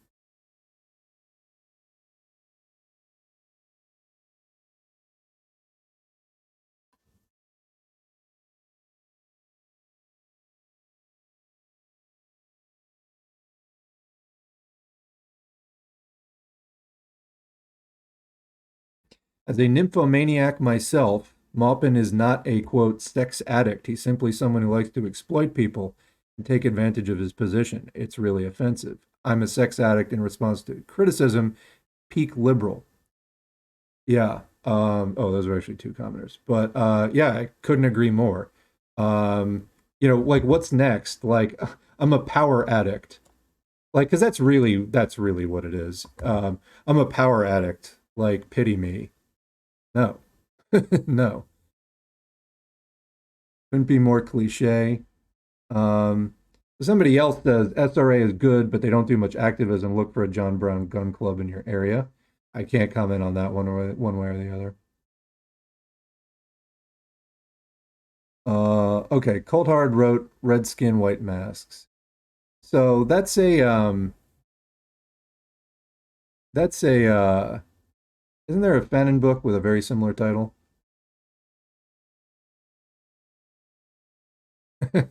I'm mentally ill and literally a minor.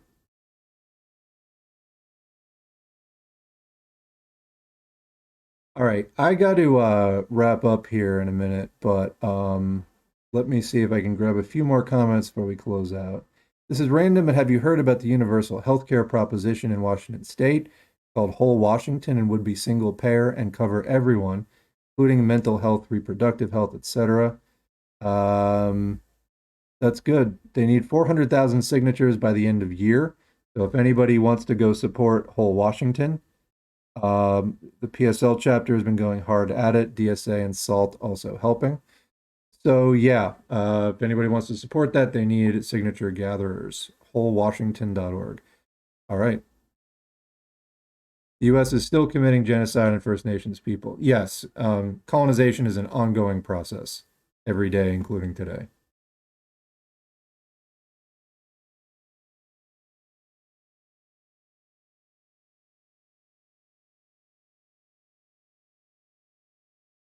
The whole Washington thing would save $9 billion on our current healthcare expenses in the state. Cheaper and covers everyone's, paid for by capital gains tax, and making the ultra wealthy like Amazon and tech bro venture capitalists pay for it. DSA got more radical after the 2020 uprisings. So yeah, I mean it's cheaper overall, but yeah, it's like the who will pay for it thing, and they will fight that. And also who won't be getting, it's not just who will pay for it, who won't be getting profits anymore is a big question.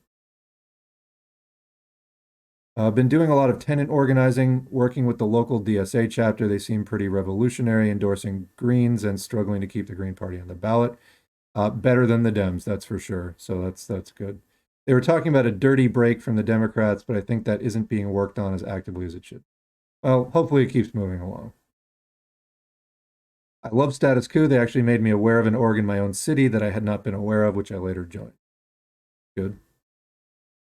My org, the Red Republicans, works as an independent caucus within the DSA, demanding a clean and immediate break from the demon rats. So interesting. I've never heard of the Red Republicans. That's a new one on me. I would like to do what I can to struggle within DSA to break from them. Yeah, I mean, I make these arguments constantly on Twitter. I make them in streams constantly as well.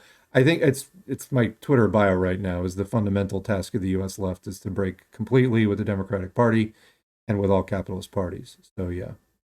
Um, I think it's a major thing that we need to overcome. Taking down these errors as far as in the media space, that's one thing. We also need to completely break with the Democratic Party, and certainly people like Vosh keep reflecting that error of, you know, the Democratic Party involvement. S4A, have you heard of split labor market? The idea that some ethnic groups fall into one area of the labor market and others into the other. I've only heard of it today, but Edna Bonacek seems to be the most prominent person in the theory. I mean, it's not like a particularly new theory. Like it's fairly visible that there is a division of labor that sometimes gets drawn according to like ethnicity. So yeah, I haven't heard of that particular author though. No. For real, debating reactionaries is useless. It always comes down to socialism doesn't work, but showing them your actions is a different story. That's true. I think if anything can get through to right wingers, like if anything can, which is there's a question there. It something more action related, not a debate, is going to do it. Debates are literally useless.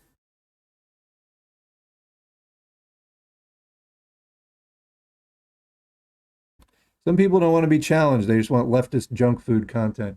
Yeah, it's sort of the vague feeling of like, oh, I'm left. I'm left. I listen to the Serfs every other week. Like, yeah, that's not really. That's not going to cut it. That's not going to change anything. That's not going to put you in a place where you can change anything. So yeah, it's got to go deeper than that. Don't mean to single out the Serfs, by the way, but just sort of an iconic channel, you know, of of of that type. RBN seems well-meaning but ill-informed. Um, I'm not in their head, but a lot of the takes are fucking garbage. The whole the Scientology level antidepressant discussion that was happening, excuse me, that was happening. Um, I was kind of beside myself on that one. So yeah, that was a few weeks, like 3 weeks ago.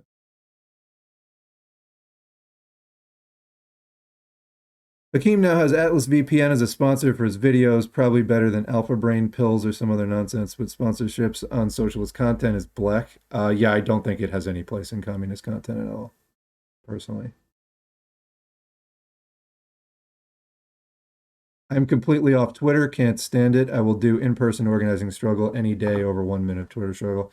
It is fucking irritating. I go on there for news, I go on to learn, I go on to share things for the people who are sort of adrift in that space. But I hear you, it is maddening for sure. I mean, you'll have a good day once in a while, but a bad day on Twitter is a fucking really bad day.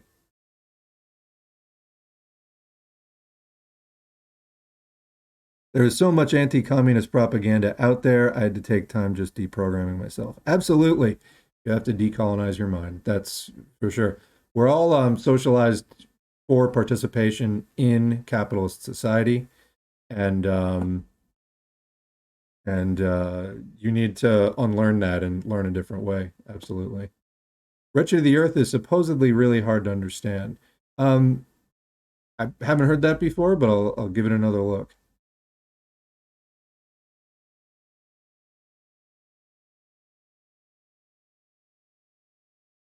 Have I read Mike Davis' book, Prisoners of the American Dream, is really dense and I've been struggling to read it. That sounds super familiar. I feel like maybe I did, but that's distinctly ringing a bell, but it's faint and far away. I'm not sure. I'm gonna look that up. I will not right now, but I will look that up. That sounds really familiar.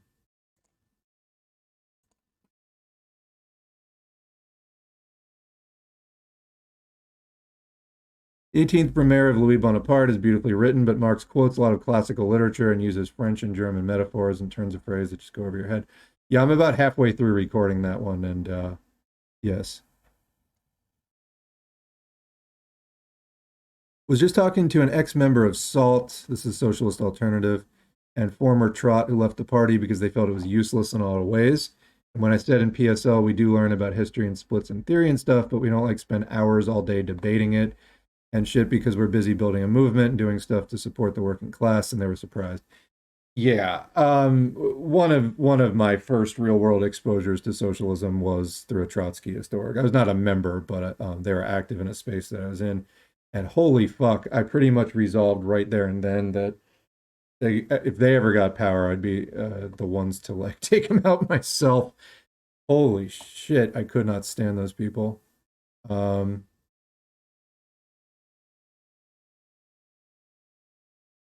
all right, got to wrap this up. So let me see. And yes, I am still way up in the comments. That's fine. We have the discussion we can fit, and if there's a ton of leftover comments, maybe I will come back to this.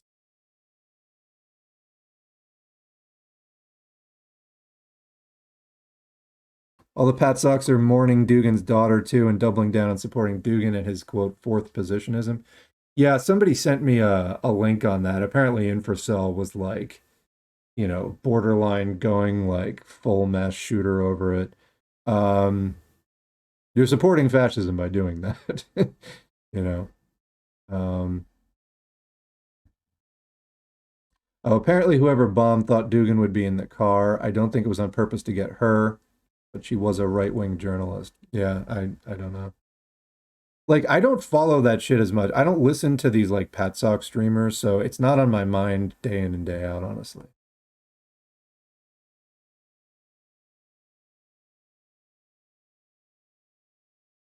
Aren't they just farming outrage clicks? What kind of socialist reason is there to stand Andrew Tate? So yeah, Samira Khan, who's part of that whole Pat Sock thing, just wrote in all caps, defend Andrew Tate. And literally every single comment was like, no, or why, or you suck.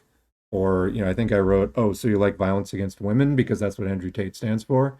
I mean, she's had other things in the past, like defend toxic masculinity or whatever. Okay, so you hate yourself? Like that's what I'm getting out of this. So I don't know. Some of it may be sincere. Who knows? What we do know is it's wrong and it should be denounced and not followed. Did I see the unhinged rant Infracell went on where he said that the worst thing a man can do is love a woman because it makes you like a simp? It disrespects you, your family. Your family. Pretty sure families come out of some sort of what is it? Reproduction, usually involving some kind of thing in that general ballpark there. Your nation, your politics, your ancestors to love women, which he calls being a simp. It's a simp to be in love.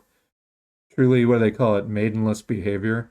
Um, really, put down the device. Put down the device. Get a fucking life. Like, and people who listen to this for anything beyond literally just ridiculing it, like, I think most people listen just because he's such a buffoon. But, like, people who are literally like, being in love is terrible. Um, holy shit. Like, you're just listening to somebody who has no idea what the human existence is about. It's so crazy. Oh my God. I did actually see that I didn't watch the clip, but I saw like the subtitles on it. Somebody was passing around. It's like, oh my God. Like you can't think most people who listen to that are sincere about it. They've got to be like apolitical or like vaguely right leaning, and then they just listen to it because he's such a fucking moron. That's all I can really think. Like the amount of hardcore people who like really truly believe what he says has got to be vanishingly small.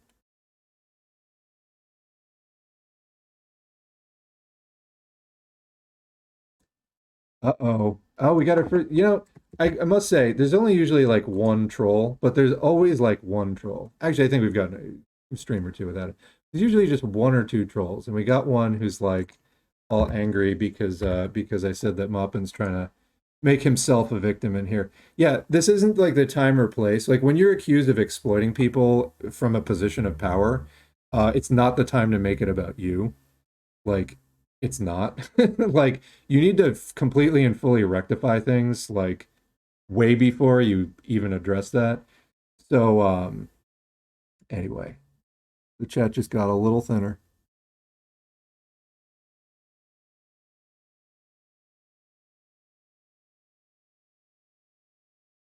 All right, tell you what, I really do have to go. It's been a very good chat. We got 45 people in here, but I'm going to save the rest of the comments and maybe we'll pick this up in a video soon, like maybe tomorrow. I don't know. We got a lot more comments than usual, bigger chat. So, you know, this is the style. This is how we do it. I do try to respond to a lot of the stuff, and you know, I don't know. Maybe this might need to become a twice a week thing. I don't know. I'm not sure I'm going to be able to do it twice a week, but yeah. But we definitely had 2 shows worth of comments for sure. But anyway, yeah, I'm rambling, so I gotta wrap it up here. Thanks again for listening. Thanks again to the patrons. Thanks to everybody for showing up in the chat. This was a really good stream. I enjoyed doing it, and probably be looking forward to the next one as well. And we can move on from all this sort of like Maupin shit. All right, thanks again, and we will see you in the next video.